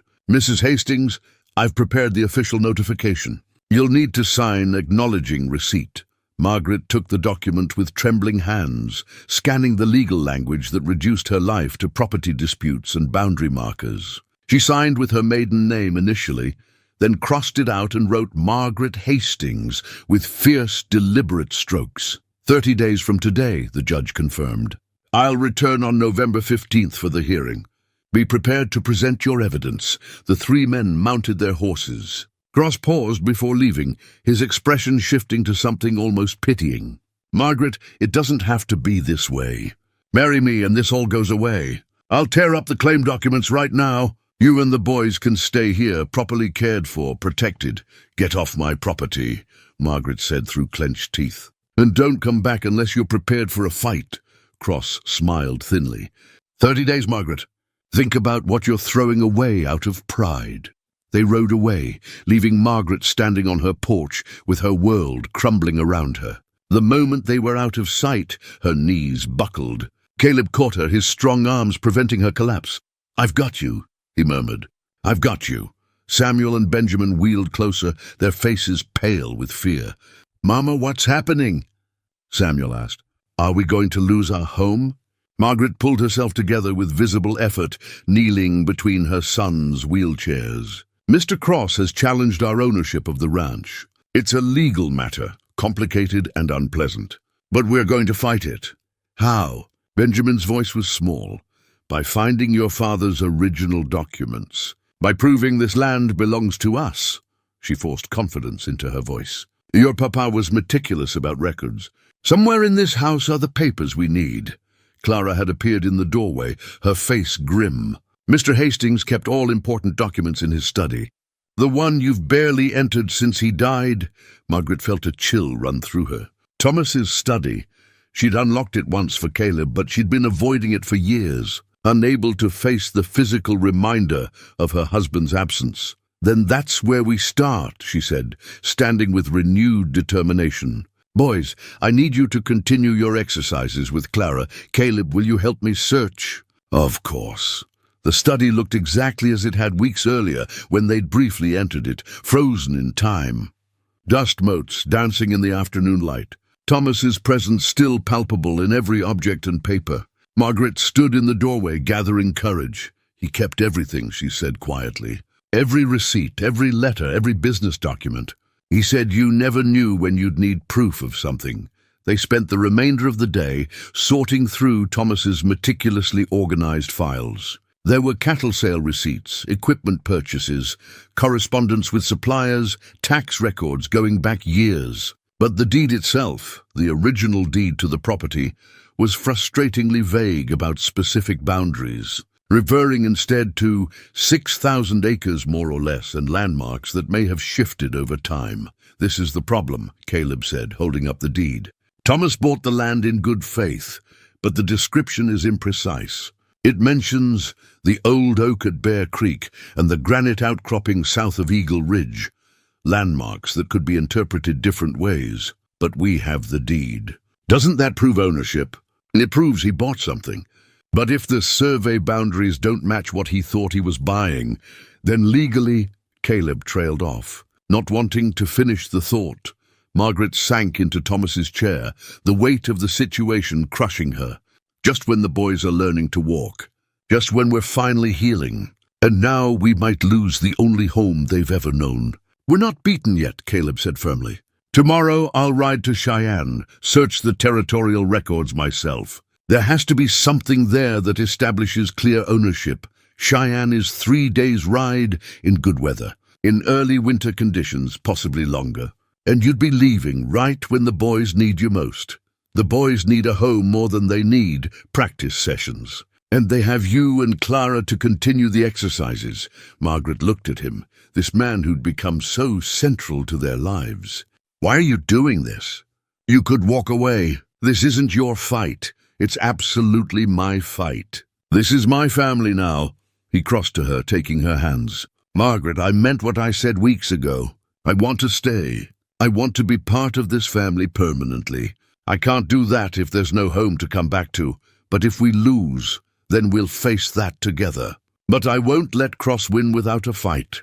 Caleb's voice was steel wrapped in gentleness. "Thomas built this place with his own hands. He raised those boys here. We owe it to his memory to fight for what he created." Margaret pulled him close, burying her face against his chest. "I'm so afraid, not just of losing the ranch, but of the boys losing hope. They were making such progress, and now they have something to fight for beyond themselves. Sometimes the strongest motivation is protecting what we love." That evening, after a subdued dinner, where even the boys' usual chatter was muted, Margaret tucked Samuel and Benjamin into bed. They looked up at her with questions in their eyes. "Mama, if we have to leave," Samuel said quietly, "will Mr. Stone come with us?" The question caught her off guard. "Would you want him to?" Both boys nodded immediately. "He's teaching us to walk," Benjamin said. "But he's also like having a papa again. Not replacing Papa, but being there the way Papa was." Margaret felt tears threaten.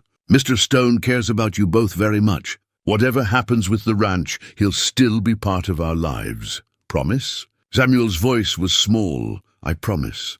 After they were asleep, Margaret returned to the study, unable to rest. She lit the oil lamp and continued sorting through Thomas's papers, searching desperately for anything that might save them. Hours later, she found something, a letter from Thomas to a territorial surveyor, dated 6 months before his death. In it, Thomas mentioned discrepancies he'd noticed between his deed and the official territorial maps. He'd hired the surveyor to conduct a private survey and resolve the issues. Margaret's hands shook as she read further. Thomas had found the same problem Cross was now exploiting. But Thomas had been working to fix it, corresponding with territorial officials, preparing documentation to correct the deed. He died before finishing the process. She found more letters, responses from territorial offices, promises of revised documents, confirmations that Thomas's claim was legitimate. But nowhere did she find the final corrected deed that would prove their ownership beyond question. "What did you find?" Caleb appeared in the doorway, unable to sleep himself. Margaret showed him the letters. Thomas knew about the problem. He was fixing it. But he died before it was resolved. So the corrected documents might exist somewhere in the territorial system, just never finalized. Maybe. Or maybe Thomas's death meant the process was simply abandoned, leaving the original flawed deed as the only official record. Caleb read through the letters carefully. These help. They show Thomas acted in good faith. that he recognized the issue and was addressing it legally. A judge might view that favorably. Might being the operative word. It's more than we had this morning. Caleb set the letters carefully aside. I'm still going to Cheyenne tomorrow. These letters mention specific officials and office files. I can track them down, see if Thomas's corrected documents were ever filed. It's dangerous, riding this time of year. The mountain passes. I know the mountains better than most. I'll be fine. He pulled her to her feet, wrapping his arms around her. We're going to save this place, Margaret. I promise you, don't make promises you can't keep. I never do. They stood together in the lamplight, surrounded by a dead man's careful records, fighting for a home that might no longer legally be theirs. Outside, the first real storm of winter was building, dark clouds gathering over the mountains like an omen. Margaret thought of Samuel's sketch journal, filled with drawings of running and playing. She thought of Benjamin's determination, his fierce joy at each small victory. She thought of Caleb's steady presence, the way he'd transformed their lives with his quiet belief in possibilities. She thought of Edmund Cross's cold smile and his calculated cruelty, using the law as a weapon to punish her rejection. We'll fight, she said, her voice steady despite the fear churning in her gut. For the boys, for Thomas's memory, for everything this place represents. We'll fight with everything we have. That's my girl, Caleb murmured, kissing her forehead. That's my fierce, brave girl. But even as they held each other, both knew the truth. 30 days wasn't much time to undo years of legal ambiguity. And Edmund Cross had clearly been planning this for months, maybe longer. The odds were not in their favor, but as Caleb had taught the boys, impossible and difficult weren't the same thing. And difficult things could be overcome with determination, patience, and refusal to surrender. Tomorrow, the real fight would begin. Dawn broke cold and grey as Caleb prepared for his journey to Cheyenne. Margaret stood on the porch, wrapped in her shawl, watching him secure supplies to his horse with practiced efficiency. His walking staff was strapped to the saddle, a constant companion even now. 3 days there, at least 2 days. Searching records 3 days back, Caleb calculated. 8 days total if weather holds and I don't run into complications. That gives us about 2 weeks after I return to prepare for the hearing. It's not enough time, Margaret said, voicing the fear they both felt. Then we'll make it enough. He checked his saddle cinch one last time, then turned to face her fully. While I'm gone, keep searching Thomas's papers. There might be something we missed. Correspondence, receipts, anything that establishes clear ownership under the correct boundaries. I will. And I'll write to every official Thomas mentioned in his letters. Maybe someone remembers the case, can provide supporting documentation.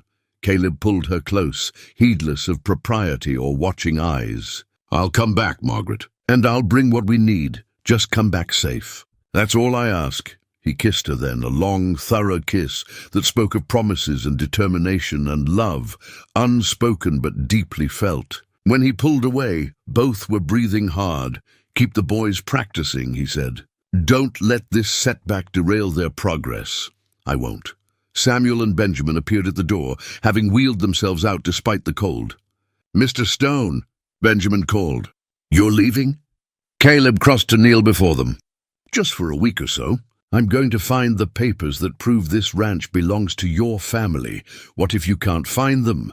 Samuel's practical nature surfaced.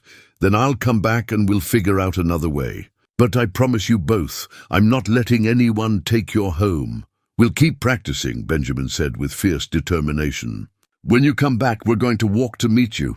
Caleb's eyes shone with emotion. I'd like that very much. He mounted his horse, tipped his hat to Margaret and the boys, and rode off into the grey morning.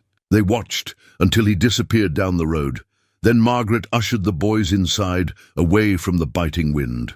The days that followed were a blur of activity and anxiety. Margaret spent every spare moment in Thomas's study, sorting through years of accumulated papers. Clara took over more of the household duties. Freeing Margaret to search, Dr. Webb visited twice, offering both medical observation of the boys and moral support for Margaret.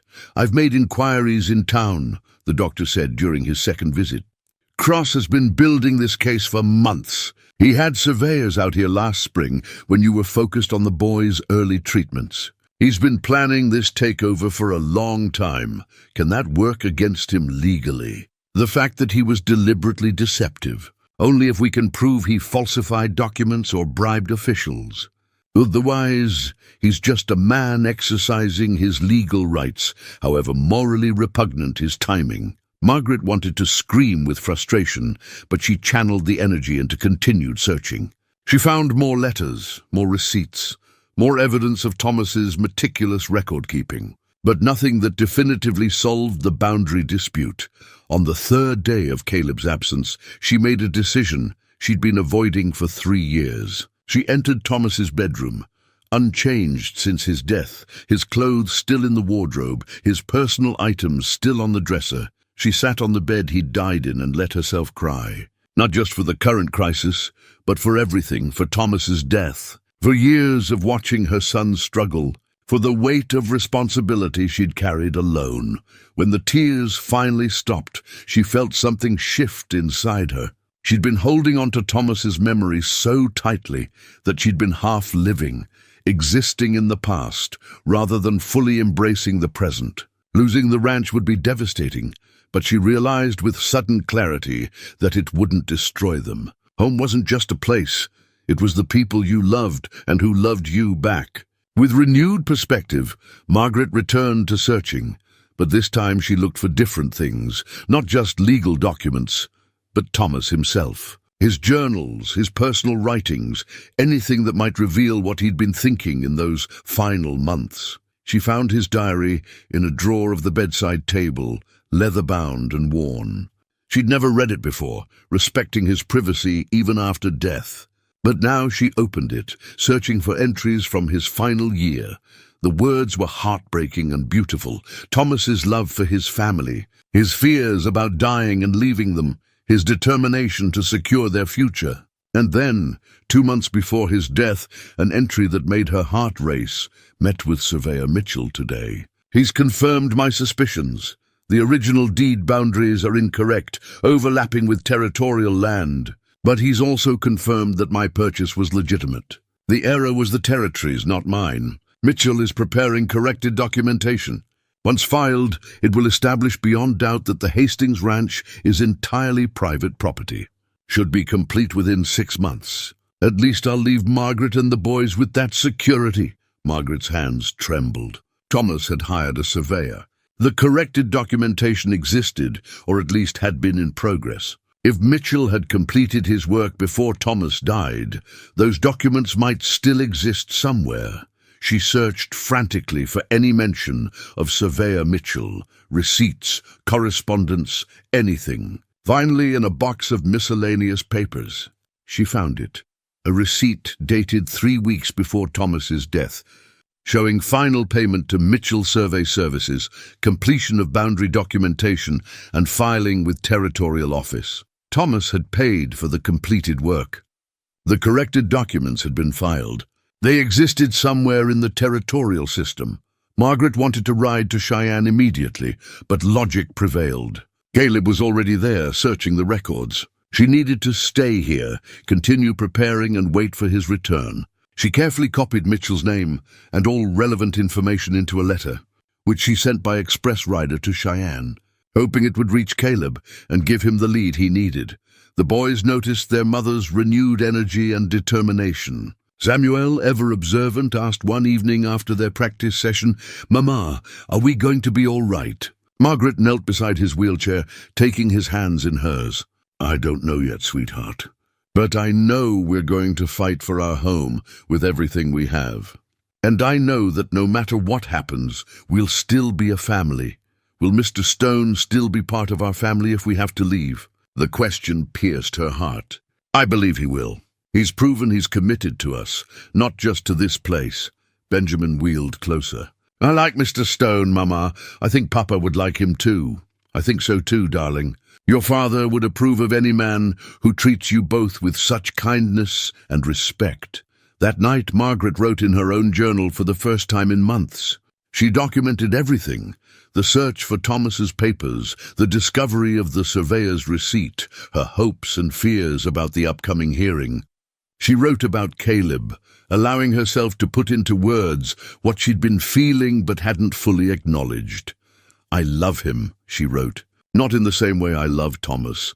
That was a love built over years of shared life and children and building a future together. This is different. This is a love born of transformation and possibility, of watching him give my sons hope and helping me remember how to live. Thomas will always be my first love, the father of my children, the foundation of who I became. But Caleb is my second chance, and I'm grateful beyond words that life has offered me this gift." The 5th day of Caleb's absence brought the first major snowfall of the season. Margaret stood at the window, watching thick flakes blanket the ranch, and felt worry gnaw at her.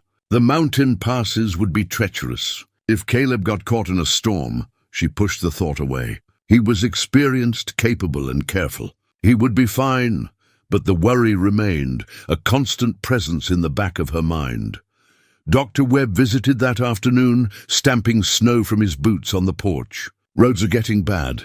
If this keeps up, travel will be impossible for days. Caleb's still in Cheyenne. He'll be caught in this. He struck me as a man who knows how to handle himself in rough country. I'm sure he'll wait out the worst before attempting the return journey." Margaret knew the doctor was right, but knowing didn't ease her anxiety. She needed Caleb back, not just for the documents he might find, but for himself, for the steadying presence he'd become. The boys, confined indoors by the storm, grew restless.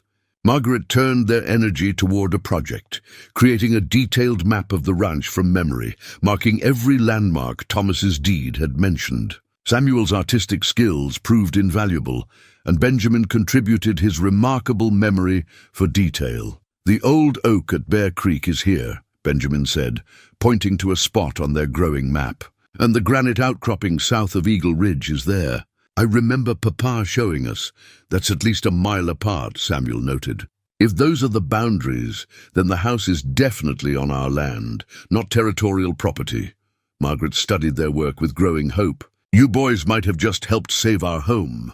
This map, combined with the documents we've found, could make a strong case." Clara, watching from the doorway, smiled. "Those boys have their father's sharp minds." Thomas would be proud. The 7th day brought a break in the weather, blue skies and brilliant sunshine reflecting off fresh snow. Margaret rose at dawn, unable to shake the feeling that something significant would happen today. She was right. Mid-morning, one of Morrison's ranch hands rode up fast, calling for Mrs. Hastings. "Ma'am, there's a rider coming hard from the east. Looks like Mr. Stone, but he's pushing his horse awful hard for these conditions." Margaret's heart leapt with hope and fear. She grabbed her coat and rushed outside, shading her eyes against the snow glare. In the distance, a dark figure approached at a gallop. Snow flying from his horse's hooves. It was Caleb, and even from a distance, she could sense his urgency. He pulled up hard in front of the house, his horse lathered despite the cold. Caleb dismounted in one smooth motion, pulling a leather document case from his saddlebag. "I found them," he said, breathing hard from the ride. "I found Mitchell's corrected survey documents. They were filed with the Territorial Office 3 weeks before Thomas died, exactly as his receipt indicated." Margaret felt tears spring to her eyes. "Are they legitimate? Will they hold up in court?" "They're official territorial documents, properly filed and stamped. They clearly establish that the entire Hastings Ranch, including the house and all buildings, is private property legally purchased by Thomas. There's no territorial land within your boundaries. Then we're safe. We can stop Cross's claim?" Caleb's expression darkened. "That's where it gets complicated. The documents exist, but someone, and I'd bet everything I own it was Cross or someone working for him, filed a challenge to their validity 2 months ago. They claim the survey was fraudulent, that Mitchell was paid to falsify results." Margaret felt hope and despair warring in her chest. "Can they prove that? Not that I could find. But the challenge means the documents are under review. The Territorial Office won't release them as official evidence until the review is complete, which could take months." We don't have months. We have a week, I know. That's why I made copies. Caleb patted the document case. Unofficial but detailed and notarized by a clerk who owed me a favor. We can present these at the hearing, argue that the originals exist and are being deliberately suppressed. Will Judge Hartley accept copies? I don't know. But it's what we have to work with. Caleb looked exhausted, his face drawn with fatigue. I rode through the storm, Margaret. Couldn't wait for better weather because every day counts. I need to tell you everything I found, but first I need to see the boys. I promised them I'd return. They went inside together, where Samuel and Benjamin were waiting anxiously. The moment they saw Caleb, both boys broke into huge smiles. Mr. Stone, Benjamin shouted. You came back! Told you I would. Caleb knelt between their wheelchairs, and both boys threw their arms around him. Heard you boys have been practicing hard. We have, Samuel said. We can take 4 steps now, holding the bars. 4 whole steps. Well, I made a promise before I left. You said you'd walk to meet me when I returned. Think you're ready to try? The boys exchanged glances, nervous excitement clear on their faces. With the bars, Benjamin asked, however you want to do it. I just want to see what you've accomplished. Clara and Margaret helped position the boys at one end of the parallel bars, while Caleb stood at the other end, about 6 feet away. The space between them seemed vast. We can do this, Samuel said to Benjamin, and his brother nodded. They started together, hands gripping the rails, concentrating fiercely. Right foot forward, shift weight, left foot forward, shift weight.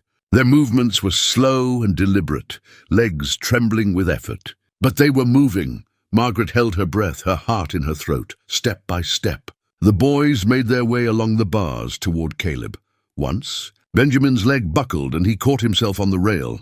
Samuel paused to make sure his brother was all right. Then they continued together. When they reached Caleb, having traversed the full length of the bars, he caught them both in a fierce embrace. That was beautiful, perfect. I'm so proud of you both. Margaret found herself crying again, but these were tears of joy mixed with the strain of the past week. Her sons were walking. They were actually walking, and Caleb had returned with hope. That evening, after the boys were asleep and exhaustion had finally caught up with Caleb, Margaret sat with him by the fire, studying the copied documents he'd brought back. Mitchell did excellent work, she said, tracing the detailed survey lines. This clearly shows our boundaries, and there's no overlap with territorial land. The problem is proving these copies are authentic when the originals are tied up in bureaucratic review. Caleb rubbed his eyes tiredly. Cross is clever. He knew the documents existed, so he couldn't claim they didn't. Instead, he's challenging their validity, which keeps them locked away while still casting doubt. So we present the copies, along with Thomas's letters, showing he commissioned the survey. We present the receipt showing he paid for completion. We show that he acted in good faith throughout. Margaret set the documents down. And we pray Judge Hartley is a fair man. There's one more thing. Caleb reached into his coat and pulled out a folded letter. I found Surveyor Mitchell. He's retired now, living in Denver. I rode there on my way back, lost a day, but it was worth it. He remembers Thomas and the survey clearly. He's written a sworn statement attesting to the accuracy of his work and confirming that the documents filed with the Territorial Office are genuine. Margaret took the letter with shaking hands. This could make the difference. It's our best chance. Caleb stood, wincing at stiff muscles. But we need to prepare for the possibility that it won't be enough. Cross has money, influence, and a judge who may be in his pocket. We're fighting uphill, then we climb. Margaret stood as well, facing him directly. Thomas built this ranch with his own hands. He wanted his sons to inherit it, to have a legacy. I won't let Cross steal that without exhausting every option. Caleb pulled her close, and she melted into his embrace. You're remarkable, you know that? Most people would have given up by now. Most people haven't had a mountain man show up and teach them that impossible is just another word for difficult. He smiled against her hair. In fair point, they stood together, drawing strength from each other. Outside, the snow had started falling again, gentle and steady. The hearing was in 6 days. 6 days to prepare their case, to organize their evidence, to find any additional documentation that might help. 6 days to save their home. The next morning, Margaret woke with renewed purpose. She sent urgent telegrams to everyone Thomas had corresponded with about the property. Territorial officials, legal advisors, anyone who might have records or memories that could support their case. She wrote to Mitchell directly, thanking him for his statement and asking if he had any additional documentation. Dr. Webb arrived with news from town. Cross is telling everyone the hearing is a formality, that you can't possibly produce sufficient evidence. He's already making plans to take possession. Let him plan, Margaret said grimly. We're not beaten yet. The doctor handed her a document.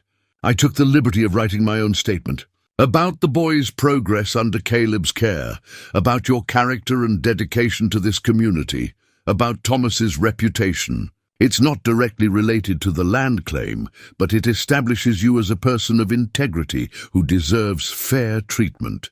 Margaret felt her eyes well up. Harrison, thank you. You don't know what this means. I've watched you these past months, Margaret. Watched you transform from someone barely surviving to someone fully alive. I've seen what Caleb and Hope have done for this family.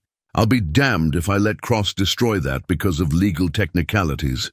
Over the following days, support materialized from unexpected sources. Morrison wrote a statement about Thomas's character and his clear ownership of the land. Clara provided testimony about the family's history and their legitimate claim. Even some of Cross's own ranch hands, disgusted by their employer's tactics, came forward with information about how Cross had been planning this takeover for months. The boys, understanding the gravity of the situation, threw themselves into their practice with renewed vigor. Each day they grew stronger, took more steps, spent more time bearing their own weight. We're going to walk into that courtroom, Samuel declared. We're going to show everyone what this family can do.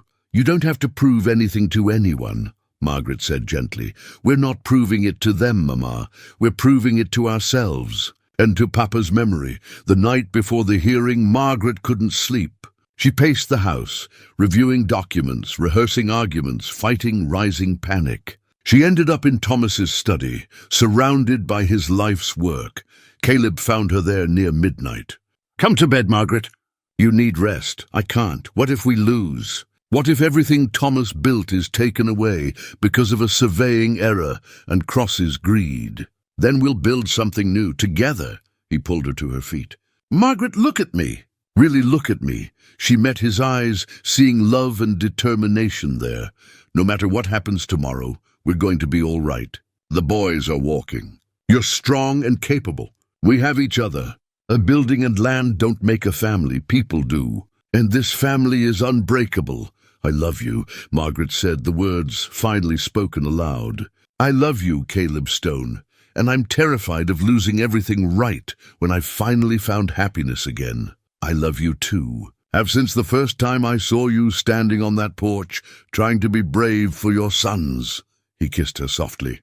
Tomorrow we fight.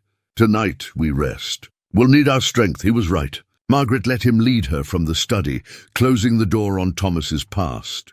Tomorrow would determine their future.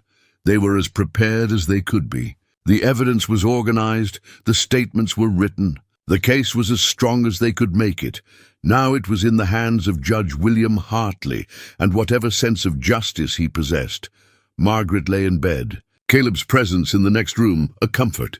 She touched her locket one last time, whispering a prayer to Thomas's memory. Help us tomorrow. Help us save what you built. And help me trust that whatever happens is what's meant to be. Sleep finally came, fitful but necessary. And when dawn broke on the day of the hearing, Margaret Hastings rose to face whatever judgment awaited. Judge Hartley adjusted his spectacles and continued. First, the timing of Mr. Cross's challenge to Mitchell's survey documents is deeply suspicious. Dr. Webb's evidence suggests the challenge was filed strategically, not through standard territorial procedures. Second, the revelation about Surveyor Rawlings's disciplinary history casts significant doubt on the reliability of the 1875 survey that forms the foundation of Mr. Cross's claim. Edmund Cross leaned forward, his face tightening. His lead lawyer stood. Your Honor, Rawlings's later problems don't automatically invalidate his earlier work. Perhaps not. But they require this court to question which survey is more likely to be accurate, one conducted by a surveyor later found unreliable, or one conducted by a surveyor with an unblemished record. Judge Hartley tapped the papers before him.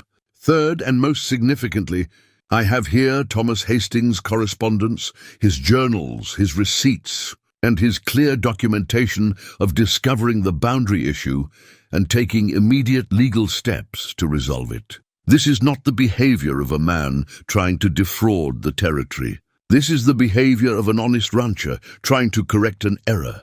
Margaret felt Caleb's hand find hers under the table. Squeezing tightly, Your Honor, Cross's lawyer tried again. Good intentions don't establish legal ownership. No, they don't, but proper documentation does. The judge lifted Mitchell's surveyor statement. George Mitchell has provided a sworn statement attesting to the accuracy and authenticity of his 1883 survey. He is a respected surveyor with decades of experience and no history of fraud or misconduct. His testimony carries considerable weight, testimony that can't be cross-examined, the lawyer argued. Mitchell isn't here to defend his work because he's an elderly man in Denver, and this hearing was scheduled with minimal notice. Judge Hartley's tone grew sharp. Another suspicious element of this case, the rush to hearing. The challenge keeping official documents out of reach. The pressure on a widow to surrender her property quickly.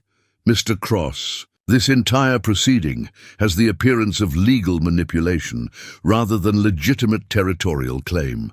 Cross stood abruptly. Your Honor, I resent the implication. Sit down, Mr. Cross. The judge's voice cracked like a whip.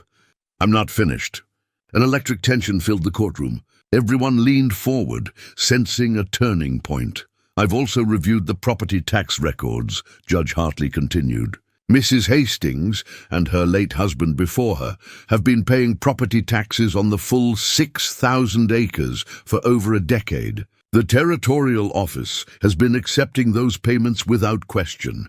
If this land were truly territorial property, those taxes would have been rejected or redirected. The fact that they weren't suggests the territory has been treating the Hastings Ranch as private property all along. Blake, the territorial land agent, shifted uncomfortably. The tax records are maintained by a different office. Your Honor, the surveyors and the tax collectors don't always communicate effectively. Then perhaps they should. Judge Hartley set down his papers and looked directly at Margaret. Mrs. Hastings, I want to ask you a question directly. If I rule in your favor, what are your intentions for this property? Margaret stood, her voice steady despite her pounding heart. To continue running it as my husband intended, Your Honor. To raise my sons there. To preserve the legacy Thomas Hastings built with his own hands. And to live out my days on land that belongs to my family. And Mr. Stone. The judge's gaze shifted to Caleb. What is your role in this family? Caleb stood as well.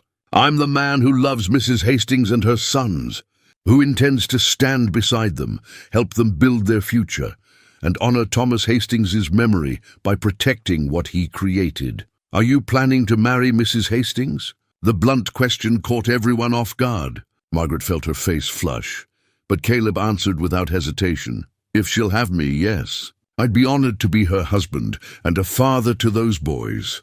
Judge Hartley nodded slowly, then looked at Samuel and Benjamin. Boys, you walked into this courtroom today. That must have taken tremendous courage. Yes, sir, Samuel answered. But Mr. Stone taught us that hard things are just impossible things we haven't figured out yet. Wise advice. Tell me, why was it important to you to walk in here today? Benjamin spoke up. Because this is our home. Because our papa built it for us. Because we wanted everyone to see that Hastings don't give up. Not on walking, not on our home, not on each other. A murmur of approval ran through the courtroom. Judge Hartley's stern expression softened almost imperceptibly. I see. And if you had to leave this home, what would you miss most? Samuel thought carefully before answering. The porch where Papa used to read to us. The barn where he taught us about horses. The creek where he showed us how water shapes the land over time. But mostly, his voice wavered slightly, Mostly we'd miss knowing Papa is still there with us, in every board and nail he placed. Margaret pressed her hand to her mouth, fighting tears. In the gallery, Clara was openly weeping. Even some of the townspeople looked moved. Judge Hartley was silent for a long moment. Then he picked up his gavel. "I've heard enough. This court finds that the evidence presented by Mrs. Hastings, including Thomas Hastings's documented efforts to resolve the boundary dispute, Zavea Mitchell's sworn statement and professional survey work, the questionable reliability of the 1875 survey, and the suspicious timing of challenges to legitimate documentation, all support the conclusion that the Hastings Ranch is private property, legally purchased and properly owned." Margaret felt the world spin. Caleb's hand tightened on hers.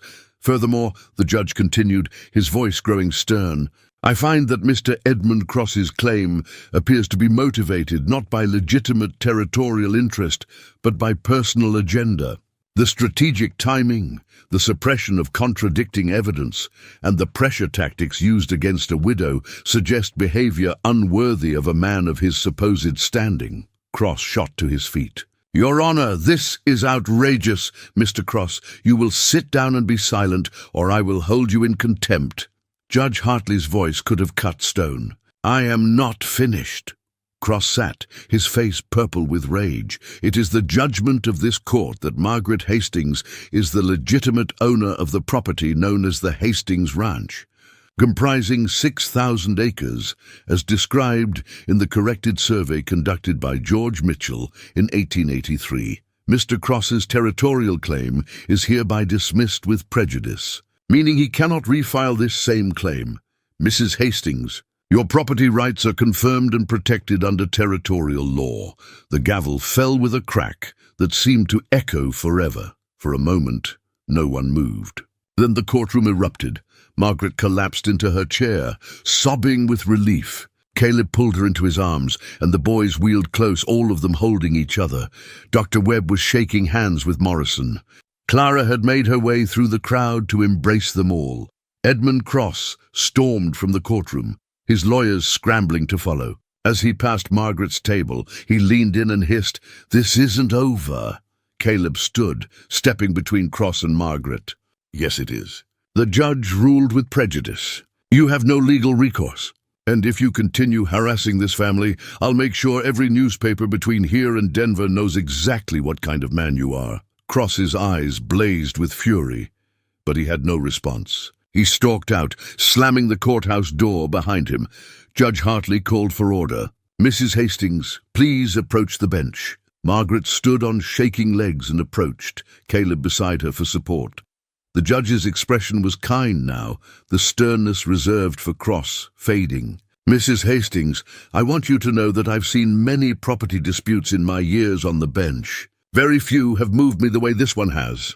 Your husband built something worth protecting, and you've fought for it with dignity and determination. Those boys of yours are a credit to both their parents. Thank you, Your Honor. I don't know how to express my gratitude." "No gratitude necessary. I simply applied the law fairly." He paused. "However, I would recommend you have a proper surveyor, perhaps Mitchell if he's willing, conduct a comprehensive boundary survey and file updated documentation with the territorial office. Make sure everything is absolutely clear and indisputable. Don't give anyone room to challenge your ownership again." "I'll do that immediately, Your Honor." "Good. And Mr. Stone." The judge addressed Caleb directly. "I don't know what brought you to Cottonwood Creek, but this family is fortunate you arrived. Those boys walking into my courtroom was one of the most remarkable things I've witnessed. You've given them a gift beyond measure. They gave themselves that gift, Your Honor. I just showed them how to unwrap it." Judge Hartley smiled. "Well said. This court is adjourned." The final gavel fell, and it was truly over. Outside the courthouse a crowd had gathered. Word of the ruling had spread quickly, and townspeople wanted to express their support. Margaret found herself shaking hands, accepting congratulations, feeling overwhelmed by the outpouring of goodwill. But it was Samuel and Benjamin who drew the most attention. The boys who'd been carried into town in wheelchairs just weeks ago were now standing with their canes, tired but triumphant. "Can you boys walk a bit more?" a townsman asked. My daughter has been in a wheelchair since a fall last year. Seeing you walk, it's given us hope." Samuel and Benjamin looked at their mother, who nodded permission. Together, with Caleb and Morrison flanking them for safety, the boys walked a full block through town. People lined the streets, applauding, some crying. When they finally returned to the wagon, both boys were exhausted, but glowing with pride. "We did it, Mama," Benjamin said. "We walked and we won. You certainly did, my darlings. I'm so proud of you both." The ride back to the ranch seemed shorter than the morning journey. Margaret sat between her sons, Caleb driving the wagon, and allowed herself to finally relax. The home Thomas built was secure. Her sons were walking. The man she loved had stood beside her through the worst of it. Everything that had seemed impossible 3 months ago had somehow become real. As they approached the ranch house, Margaret saw it with new eyes. Every board Thomas had cut, every nail he'd driven, every dream he'd poured into this place, it was still theirs, still home. Clara had ridden ahead and already had supper warming. The ranch hands came by to offer congratulations. Dr. Webb stopped in to check on the boys and share a celebratory drink with Caleb. That evening, after the excitement had faded and the boys were finally asleep, Margaret found Caleb on the porch. Their home. "You meant what you said in court," she said quietly. "About marrying me, every word. But I want to ask properly, when the time is right. Not in a courtroom under a judge's questioning. The time is right now." Margaret took his hands. "Tomas will always be part of my heart, but there's room there for you too. For a different kind of love, built on different foundations. For a future instead of just a past." "Margaret Hastings, are you proposing to me?" "I believe I am." Caleb laughed, then grew serious. "Then my answer is yes. With all my heart, yes." He kissed her then, properly and thoroughly, and Margaret felt the last pieces of her broken heart finally heal. Not forgetting Thomas, never that, but making room for new joy alongside old memory. "The boys will be pleased," she murmured against his shoulder.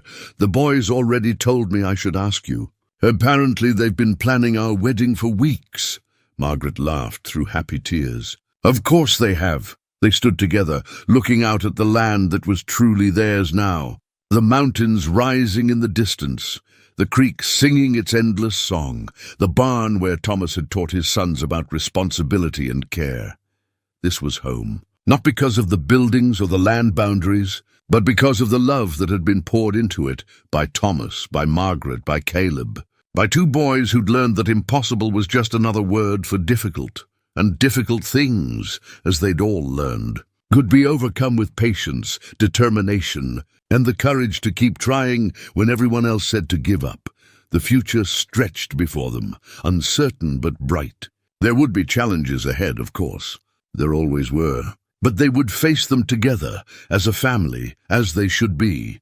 3 months later, early spring painted the ranch in shades of green and gold.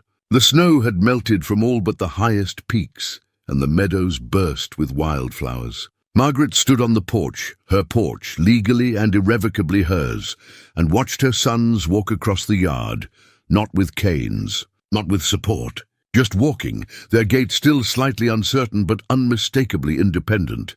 Samuel carried a bucket toward the barn, moving carefully but confidently. Benjamin followed, chattering about a bird's nest they'd discovered in the hayloft. Their voices carried across the morning air, full of life and possibility. "Never gets old, does it?" Caleb appeared beside her, sliding an arm around her waist. He wore Thomas's pocket watch on his vest, the gold catching the sunlight. "Never," Margaret agreed. "Every time I see them walk, I remember the doctors saying it was impossible. They were wrong about a lot of things." Margaret smiled, leaning into his warmth. In 2 weeks, they would marry in a small ceremony at the ranch, with Reverend Stone officiating and the whole town invited. The boys had insisted on being joint best men, a request that had made both Margaret and Caleb tear up. The territorial office had sent final confirmation last week. Updated boundary documents were officially filed, based on a comprehensive survey conducted by George Mitchell himself, who'd come out of retirement for one last job.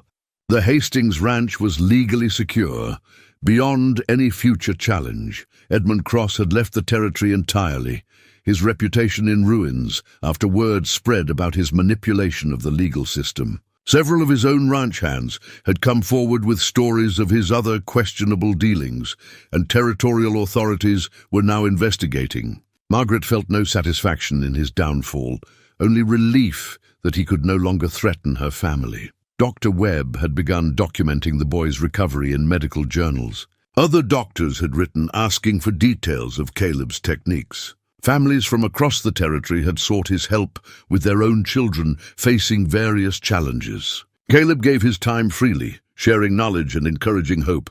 "Papa Stone!" Benjamin's voice called out. The boys had started calling Caleb that a month ago, a natural evolution that had required no discussion or formal permission. It simply felt right.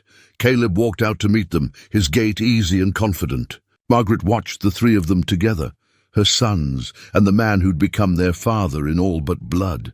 They were examining something in Samuel's hand, heads bent together, voices animated. Clara appeared with coffee. "Those boys have come so far. Makes an old woman believe in miracles, not miracles. Just hard work, and someone who refused to accept impossible. Call it what you want." "I call it beautiful." Clara sipped her own coffee. "Thomas would be proud, you know. Of the boys, of how you've kept this place running, of the life you're building with Caleb. I think so too. I feel him here sometimes, especially in the evenings. Not haunting, just present, approving. Of course he approves. He loved you enough to want you happy, even after he was gone." Margaret touched the locket at her throat. She'd had it modified. Now it held 4 photographs. Thomas and the boys on one side, Caleb and the boys on the other. Past and present, first love and second chance, all treasured equally. The morning passed in comfortable routine. The boys practiced their walking, gradually building endurance. Caleb worked with Morrison on spring fence repairs. Margaret managed the household accounts, pleased to see the ranch finances stabilizing now that the legal battle was behind them. At midday, a rider approached, a young man Margaret didn't recognize, dusty from travel. He dismounted and approached the porch respectfully. "Mrs. Hastings, I'm Daniel Cooper from the Territorial Office. I have something for you." He handed her an official-looking document. Margaret opened it, read quickly, and felt tears spring to her eyes. "What is it?" Caleb had returned, sensing something significant. "It's from the Territorial Governor. A formal apology for the administrative irregularities that led to the challenge against our property." And she could barely speak.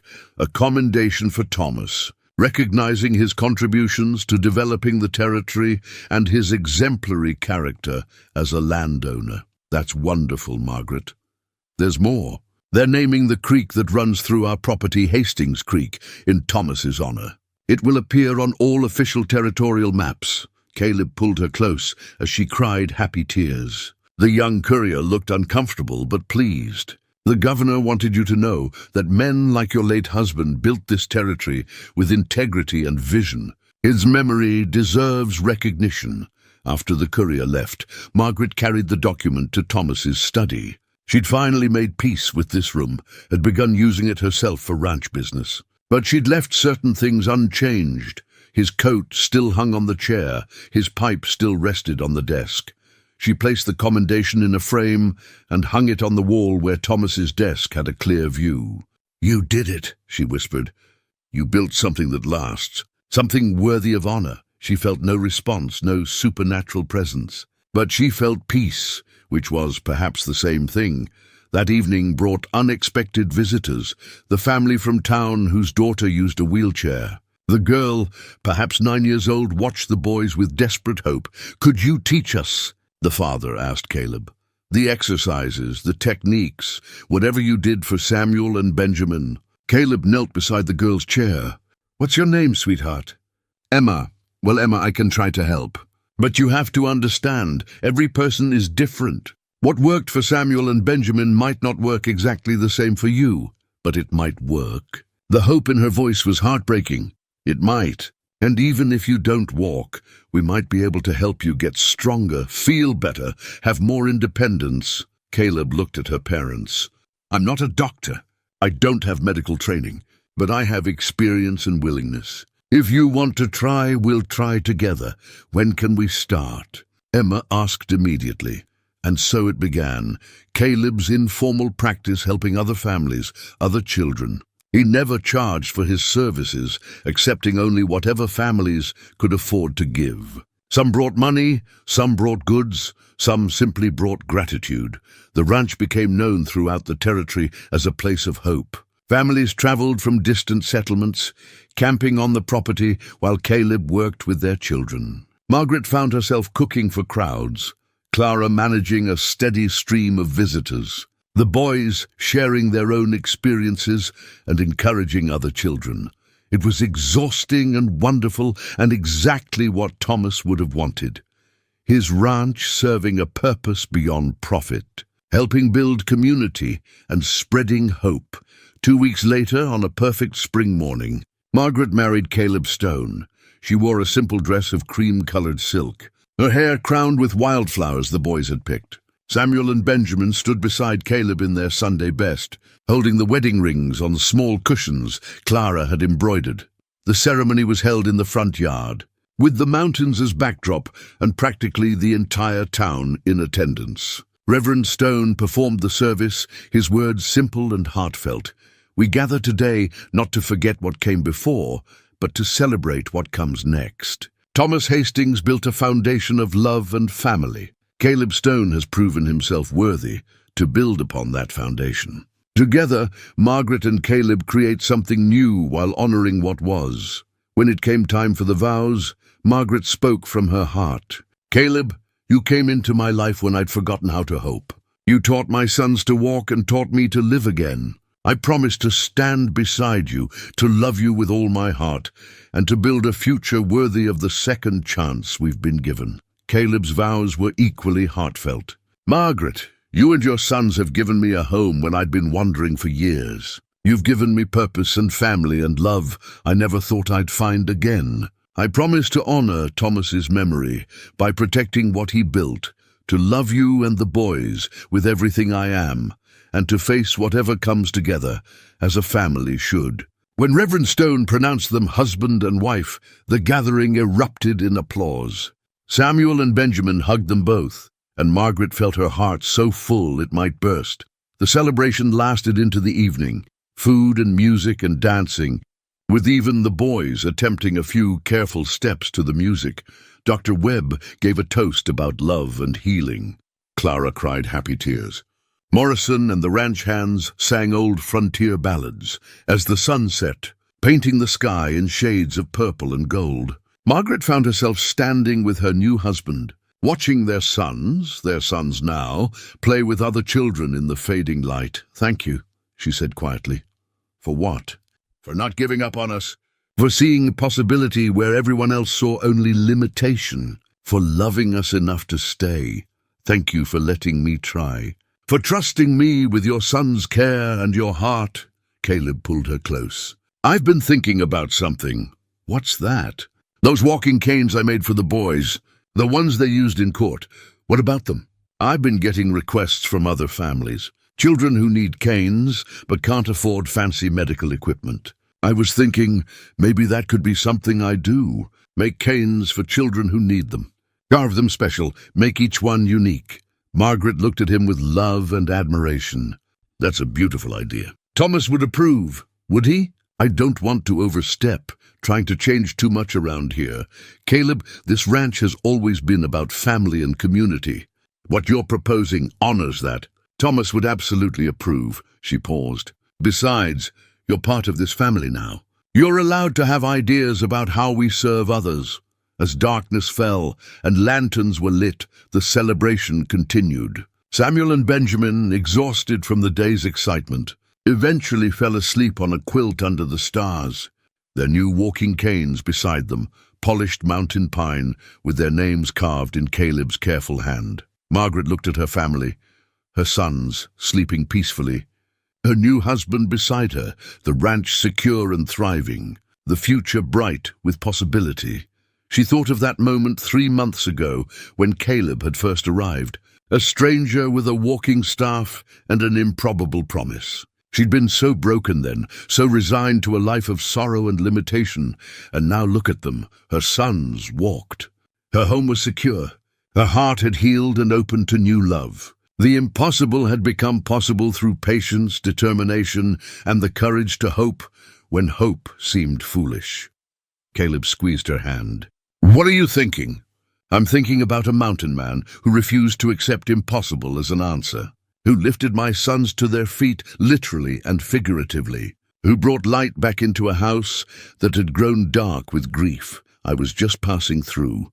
Could have ridden right by, but you didn't. You stopped. You stayed. You cared." Margaret turned to face him fully. "You changed everything, Caleb Stone. We changed everything together. You, me, the boys, even Thomas in his way. It took all of us." He was right, Margaret realized. Healing wasn't something one person did to another.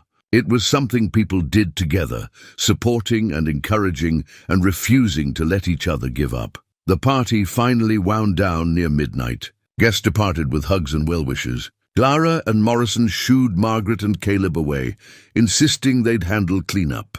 The boys were carried to bed, still sleeping soundly. Margaret and Caleb stood alone on the porch under a sky full of stars. "Mrs. Stone," Caleb said, testing out the name. "Mrs. Margaret Stone," she replied. "Has a nice sound to it. What do you think Thomas would say if he could see us now?" Margaret considered carefully.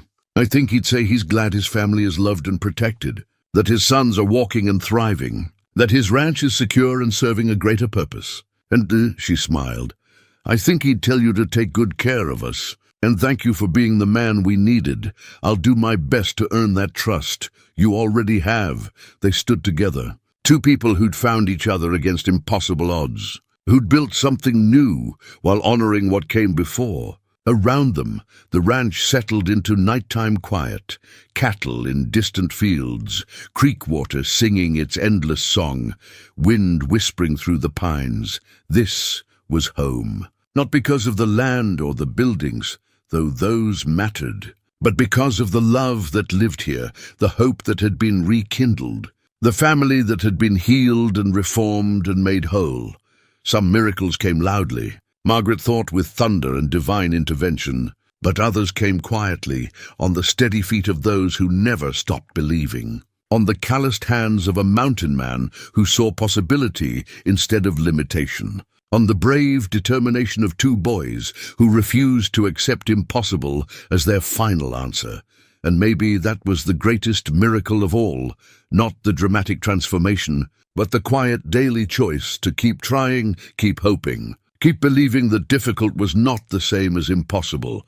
Margaret leaned against her husband, feeling the solid warmth of him, and looked out at the land Thomas had built, and she and Caleb would now steward together. The future was unwritten. There would be challenges ahead, certainly, but they would face them as a family, strong, united, and unbreakable. "Caleb." "Yes, love?" "Welcome home." He kissed the top of her head. "Been home since the day I arrived. Just took me a while to realize it. Above them, stars wheeled in their ancient patterns. Below them, the earth turned toward another dawn. And in the house behind them, two boys slept peacefully, their walking canes beside their beds, symbols of the impossible made possible.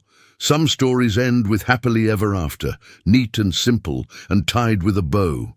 But this story ended with something better, with hope for tomorrow, with love strong enough to honor the past while embracing the future, and with the certainty that sometimes the greatest miracles are the ones we create ourselves. One patient step at a time, the mountain man had lifted the widow's paralyzed twins to their feet. But in doing so, he'd lifted an entire family from despair to hope, from brokenness to wholeness, from mere survival to truly living. And that, Margaret thought as she turned to go inside with her husband, hand in hand was the real story worth telling. Not just about walking, but about healing. Not just about one man's arrival, but about what that arrival set in motion: transformation, hope, and love powerful enough to move mountains, or at least to teach two boys to walk, which, in the end, was its own kind of mountain-moving miracle.